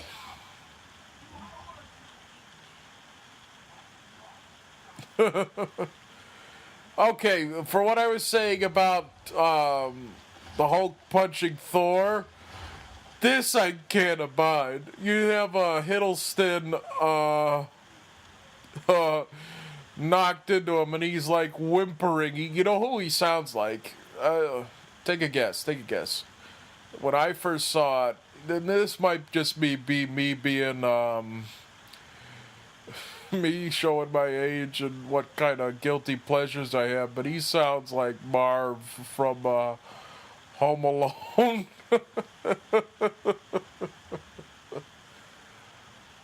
Oh, of course, here's Dr.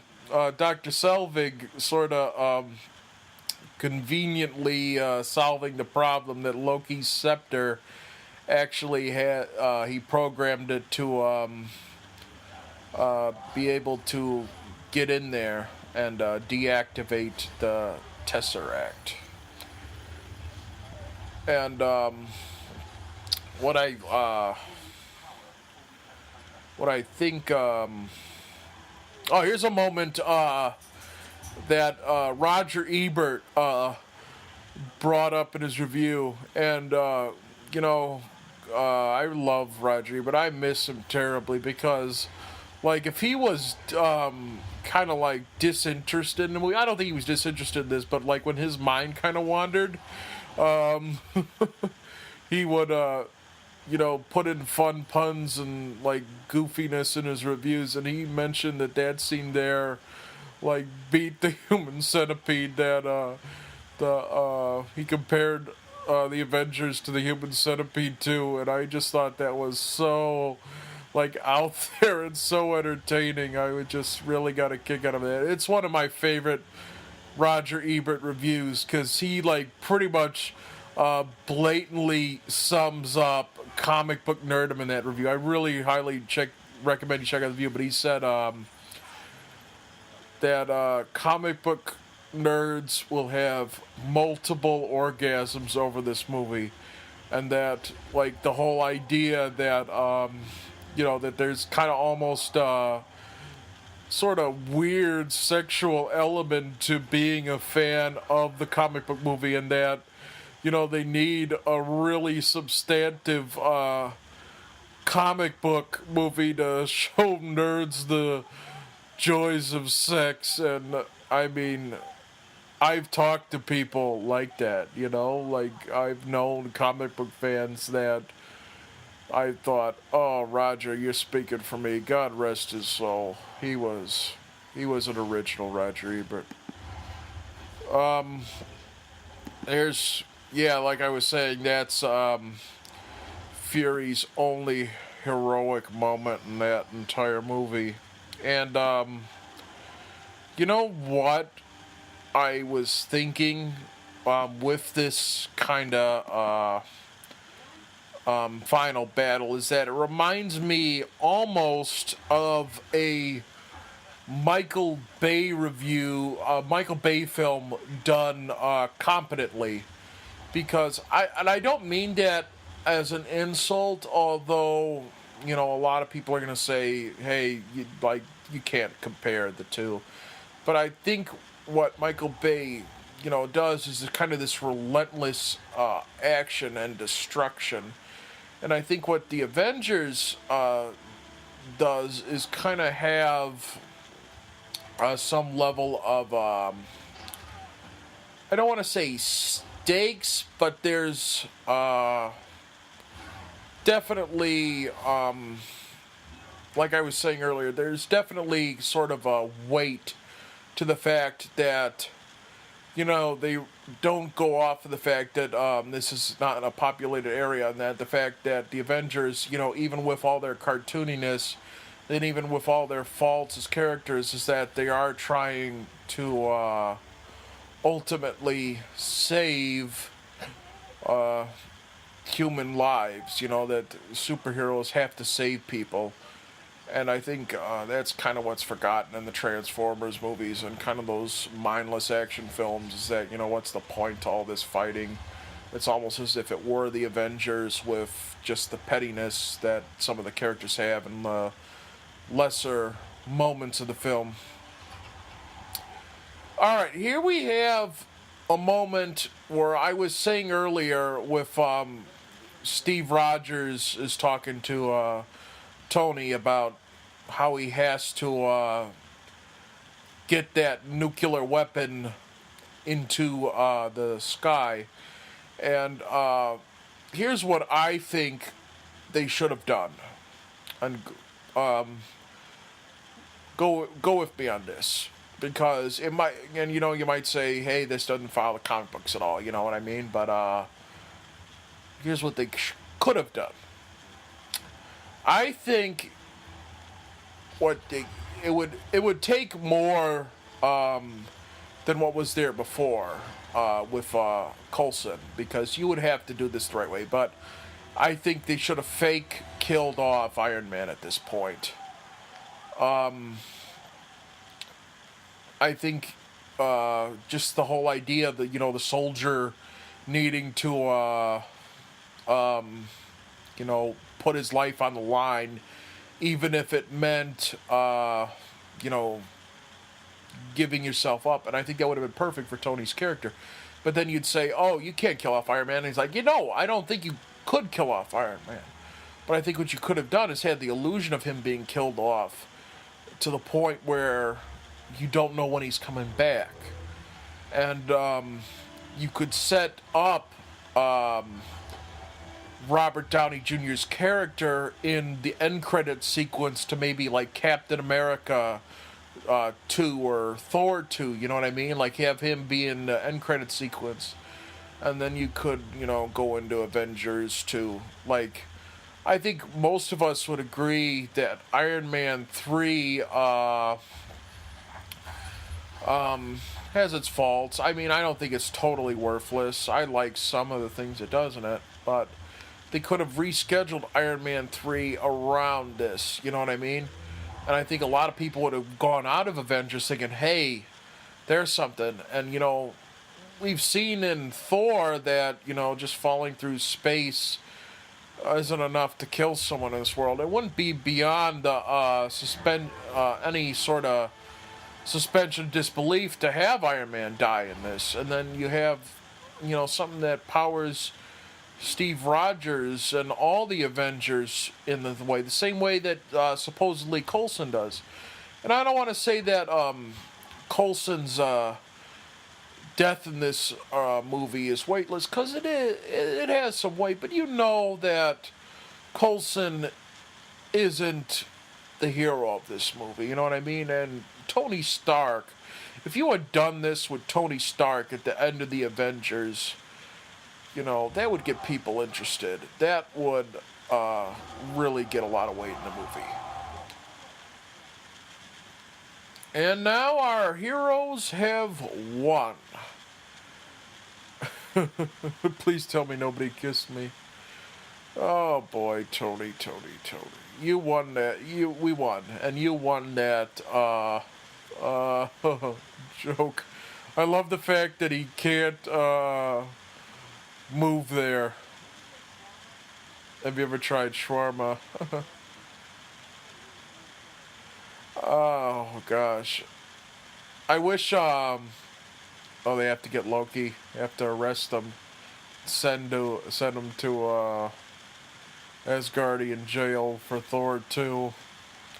And I almost wish Thor 2 was Loki, his own movie, because I would pay to see it. Like, maybe have Loki try to enslave a whole other planet. That's a good shot, but I wish that Bruce Banner had the Hulk had reverted back to Bruce Banner, even though he'd probably be holding up his pants, because I think that would have made it as stronger. Bruce Banner confronting Loki, saying, "Hey, I'm not just the animal, I'm the human being." But you know what?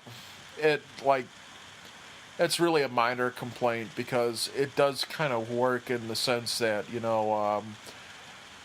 Tony had to talk earlier with, there's a guy getting his goatee shaved at Tony Stark in a Captain America tattoo. Gosh. I remember when this movie came out, what is it, 2-3 years ago now? There's Stan Lee. But, 2-3 years ago now, but I was saying to my cousin that it was the summer of Avengers versus Batman, and I was so excited for The Dark Knight Rises, and he was so excited for the Avengers, and I'm like, we should get tattoos of Dark Knight. I'll get Dark Knight, and you get Captain America or the Avengers. But we both were like, oh, we don't know if the movie will be any good, but, I digress. Whatever. Here is the World Security Council making their last scene in the film, and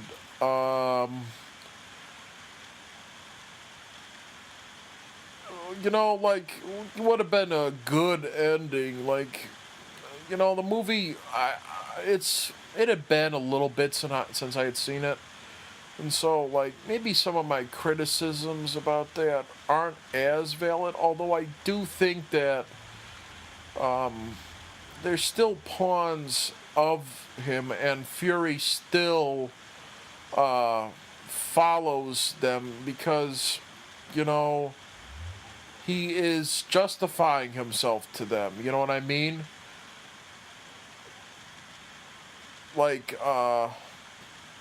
He says to them that he wants to make this statement, a promise that, and so, they are still, even if the marriage is still rocky, even if it's still rocky, that the Avengers are still the soldiers of these people.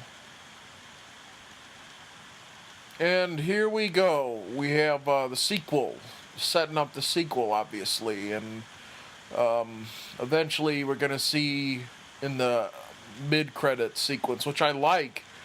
The mid-credit sequence is actually pretty good. You know, I had to remind myself who Whedon sets up with Thanos at the end, but what I would have liked, actually, oh crap, what was I going to say? Like, it really gets you pumped up for the sequel. That's one thing that Marvel does really well. And what I almost would say is, you know, all these Marvel movies, just as a universe, you know, why not do just an Avengers right away, an Avengers 2? You know, like, why go through all the Captain America 2, Thor 2, Iron Man 3? Why not, you know, see what could be done? And that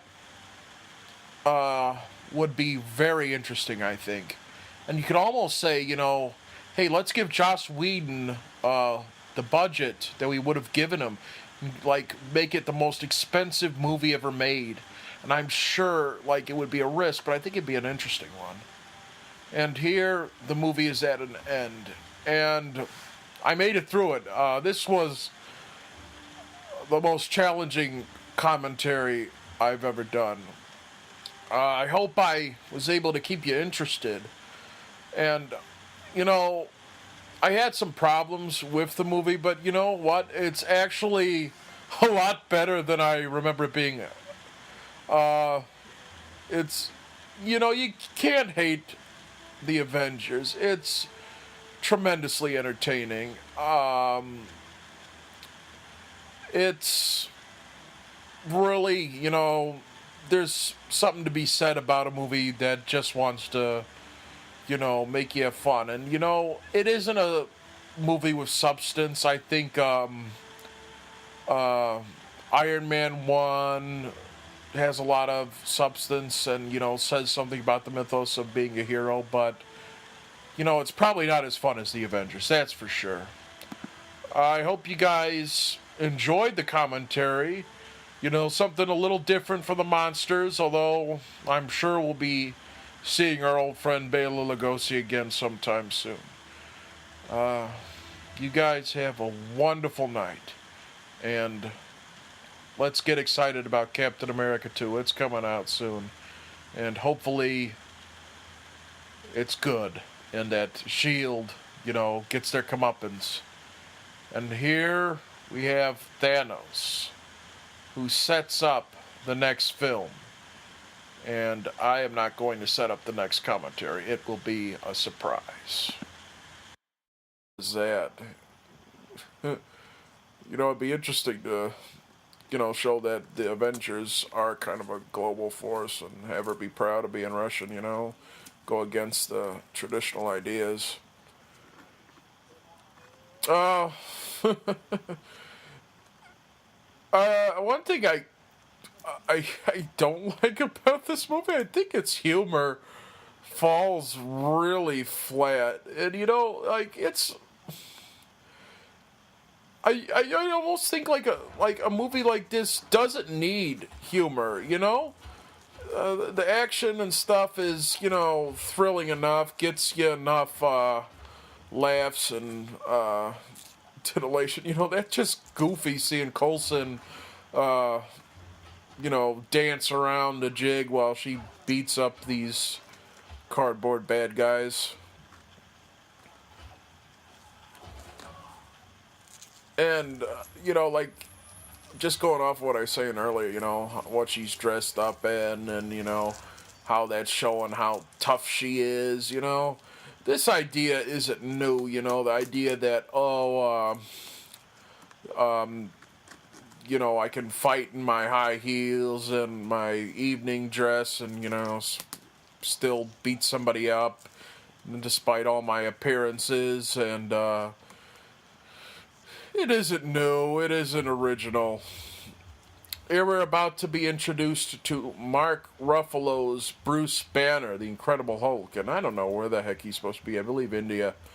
But I, for one, was a little disappointed Edward Norton wasn't brought back. Although I do kind of like what Ruffalo does with the part. And I really like Mark Ruffalo a lot as an actor. It's nothing against him, but I kind of liked Edward Norton's take, even though I didn't really think the Incredible Hulk was all that interesting a movie. I think one of the problems with it was that, you know, it wasn't brave enough, The Incredible Hulk. I thought it was just really by the books, the Edward Norton film, and I think, you know, one of the problems the Hulk movies have had and why there hasn't really been a successful Hulk solo film is you kind of have to go into some anti-government kind of sentiment, you know, with Thunderbolt Ross. And I don't think either Hulk film, Ang Lee one, which I still think is actually pretty darn good. I think Lee does some really interesting things with the mythos of the character. I really like the father-son dynamic of that film. I think that's one of the strengths of it. But what the fault of that movie is the Thunderbolt Ross character. You know, it doesn't really want to go too far. You know, the idea of going against the government and the army, you know, and they both kind of came out at the wrong time, those Hulk movies. I mean, the first Hulk came out in 2003, which was the height of the Bush nonsense about the Iraq War. And I think, like, what could have made that movie stronger if it had gone darker and, you know, said that it'd been about weapons the way the first Iron Man film was. You know what I mean? But I like what Ruffalo does with the character, but what I think he could have done stronger is to show, like, that Bruce Banner is a good man. You know what I mean? That he's a scientist who really wants to work for the benefit of mankind. And I guess you could say that there's no time for that in this film, you know, because, you know, we're at war and whatnot with Loki. But I think what I liked about Edward Norton's Hulk is that there was still a warmth to him, you know? He seemed like a nice guy, and he really didn't want to hurt people. And it's a different take here with Ruffalo. There's a lot more self-loathing, and he's, I don't want to say mean-spirited, but he's a little bit angrier. You know what I mean? And we'll definitely get into that. I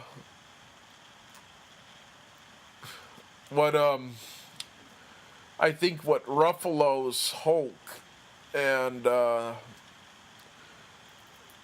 what I think what he does is his ability to create strong female characters, and I don't see it. I don't see it in this film for sure. And it's not really to the fault of them. Maybe a little bit. I mean, the fault to how they're written, maybe a little bit, because I think they're written pretty generically, to tell you the truth. You know, they kind of go through the action hero motions. But I think it's just a fault to the general movie, really. I don't think any of the Avengers stand out, and the female ones, they kind of stand out in a different way. I think Agent Hill could have been a stronger character in this film had she been more of Fury's partner. You know what I mean? I think she just kind of takes Samuel L. Jackson's orders and pretty, you know, doesn't have any defiance or any character. And I don't really know if it's maybe the script or Smolder's acting, but I kind of place the blame on the script, to tell you the truth. Or, you know, maybe give Samuel L. Jackson some credit, because he's a pretty imposing figure on the screen. And there's already a huge action sequence to begin the film. You're already seeing the kind of destruction that you come to expect from this movie. And as I was sort of getting into earlier, but I got cut off by the movie, I remember seeing the original Iron Man when it came out, and seeing Samuel L. Jackson,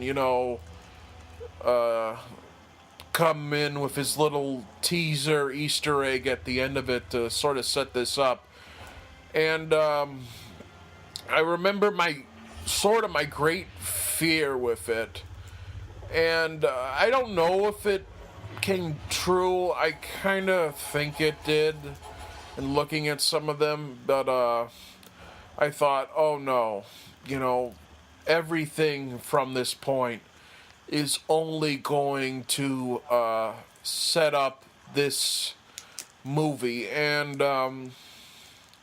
we'll talk about it. I thought Iron Man 2, all my love for the original Iron Man really went away with Iron Man 2. I thought, all the evolution that Robert Downey Jr.'s character went over the course of Iron Man 1 was just completely washed away. He was back where he started.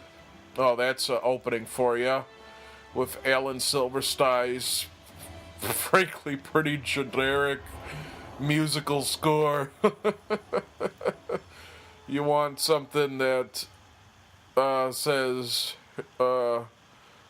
white bread heroes, and that's the way to go. Here we have the other female lead, Scarlett Johansson, as Black Widow, and I would believe Whedon and his fans a little bit more if they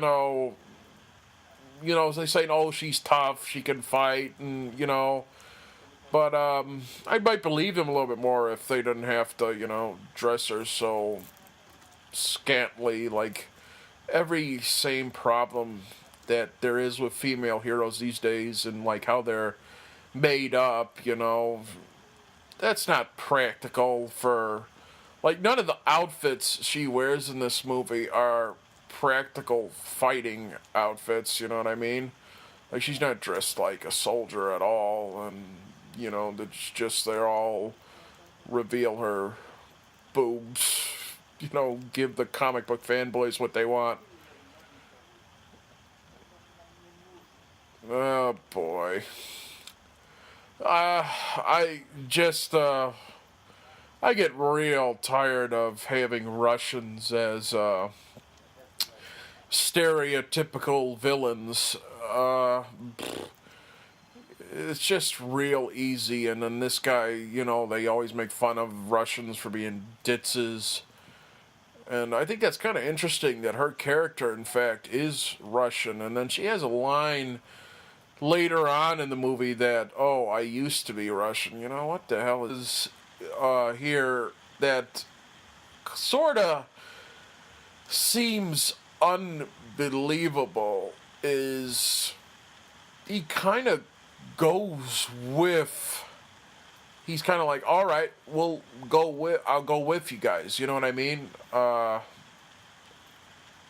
suppose you could say that, oh my goodness, here is my biggest problem with this movie, and we'll go into it for sure. I mean, I could talk for an hour about these people, this World Security Council in this film, and they're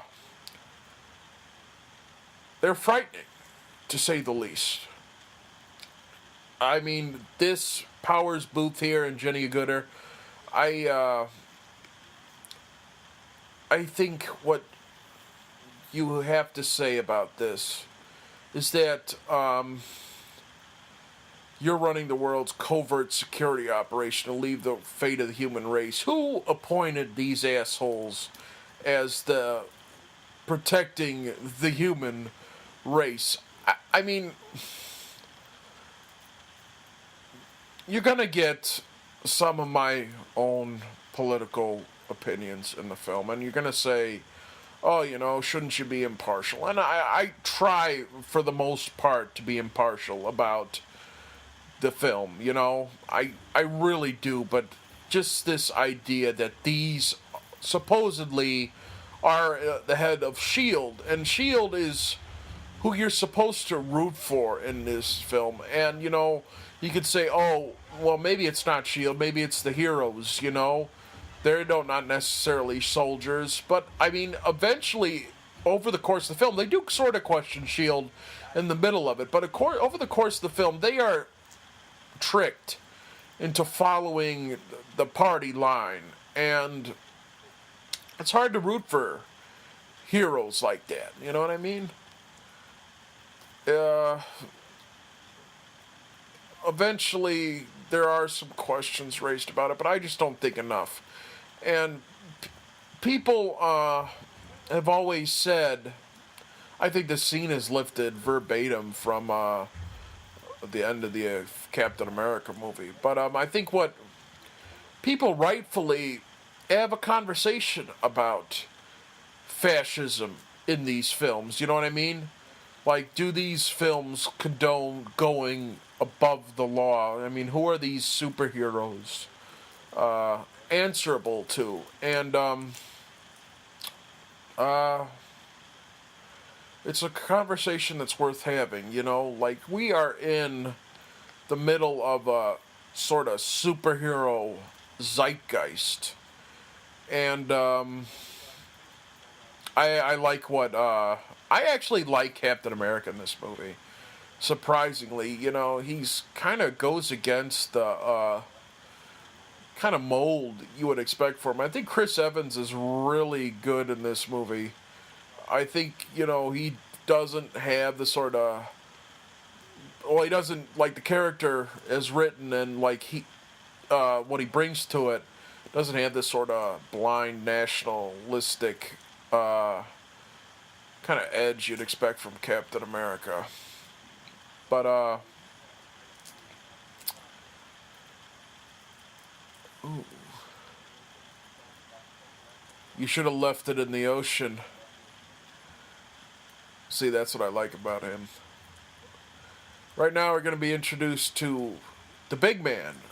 You can almost call this movie Iron Man and his amazing friends, like that cartoon Spider-Man. But this is one scene I kind of like, that they sort of, in Iron Man 2, they completely forgot about, was that Tony wanted to switch kind of the direction of his company to be for the betterment of mankind. And what he's doing here is kind of like doing his goofy green energy project. I like what Jobadiah Stane was saying in the original one, that they're going to make baby equipment or something. But one thing I think Stark's egotism returns in this movie. You know what I mean? He's got the egotistical. I did not like Thor: The Dark World. I thought that was Batman and Robin caliber bad, and it takes a lot to hate Stellan Skarsgård, but I hated him in that film. But he's pretty good here. It's kind of fun seeing that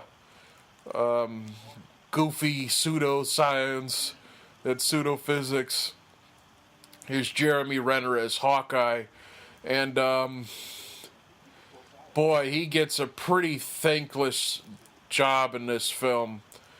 For all the praise Whedon gets for, juggling his cast, I really think he is kind of the ball that falls out of Whedon's hands of his script. Hawkeye kind of gets taken away from the film for a long time. This is a really impressive set, actually. I think what Whedon did well here in this opening sequence with the Tesseract comes to life is he really showed the epic scope of everything. There's a good shot when Loki, well, this shot too, where you just see the giant vastness of everything, and I really like that you can sort of see in a space there. And here we have Tom Hiddleston. Oh, you know, everyone loves him because he commits so much into the role. You know, the dialogue and his motivation here, you know, I think leaves some to be desired.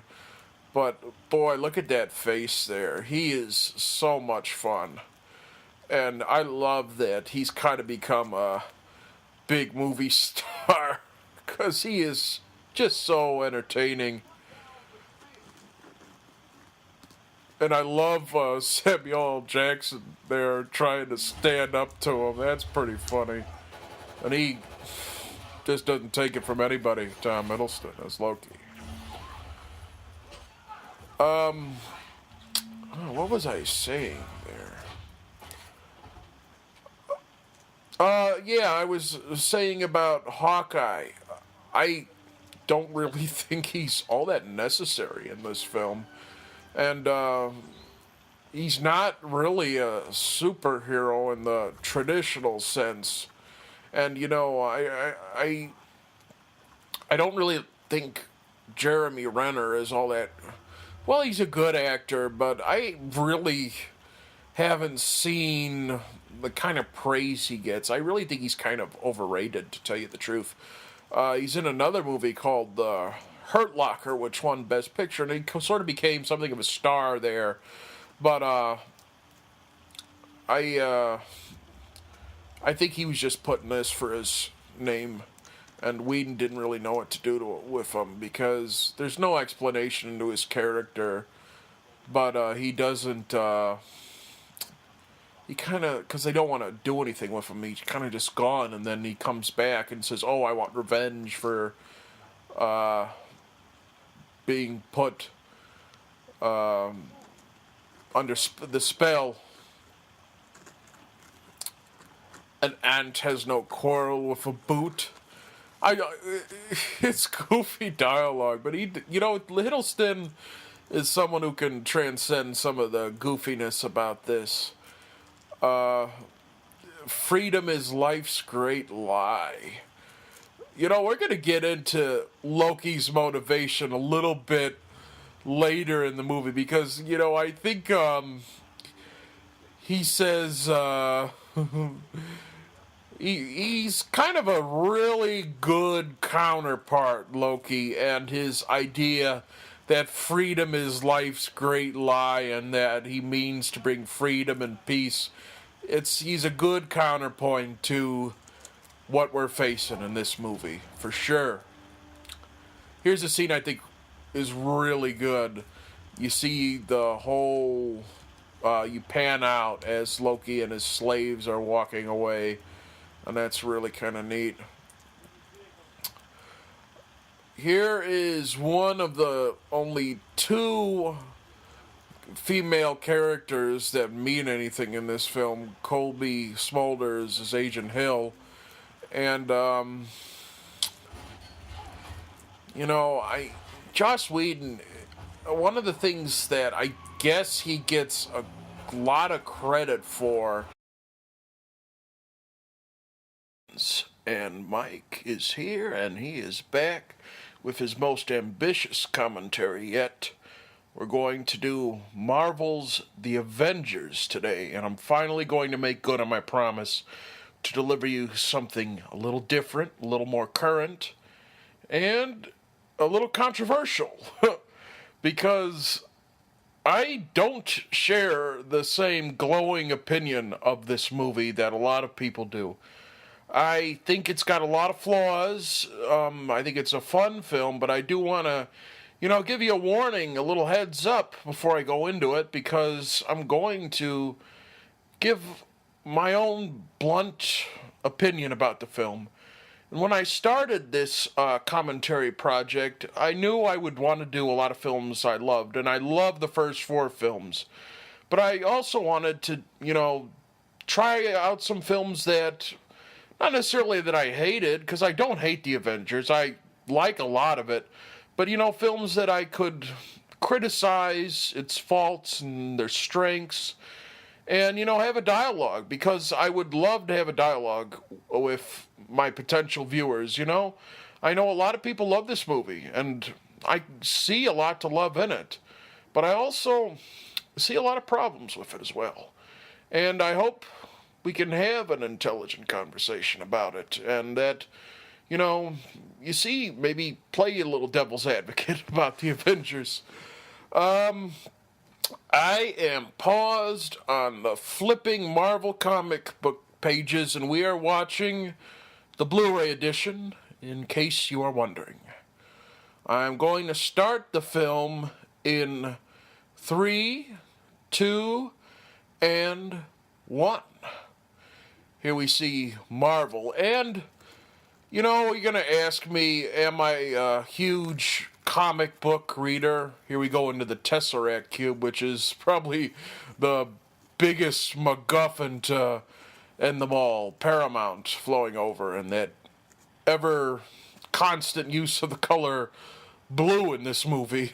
But you're going to ask me, are you a comic book fan? Do you read comic books a lot? And to tell you the truth, I'll be honest with you, probably not as much as I should. I don't claim to be an expert. I love what comics I've read. I've read the big Frank Miller comics, the Batman, and I've read a lot of graphic novels, really, because I just find them easier to read than, just going into a whole comic book length. But that being said, I did sort of have a Cliff Note sort of knowledge about the Marvel and the DC universe, and I really like that line, and what can humans do but burn? That's really fun. And what I do admire about this movie is the villains. I don't think they're all that well developed, and they kind of have a half-assed plan for evil, just the typical Saturday matinee, nothing less than destroy the world. What is it? Thanos, his henchman, the other, and Loki with his Chitauri army. But it's fun. I really like Tom Hiddleston in this movie a lot. He's probably my favorite thing. And here we have S.H.I.E.L.D., Nick Fury coming out. And I remember seeing the original Iron Man, and that classic ending. I thought I'll go into my opinions about the other films in the Marvel Universe, but I'll say this: the original Iron Man is my favorite of the Marvel films. I think the reason it is my favorite is because it stands really well on its own. You know what I mean? It's got a story that can exist within the framework of the universe Marvel tried to set up, and but it's its own story. It's its own contained story. Tony Stark, he goes on a journey through the course of the film. And I feel. Here's Stellan Skarsgård, who's Dr. Selvig, and he doesn't have his annoying two sidekicks from the first Thor, and with Natalie Portman and Kat Dennings. Boy,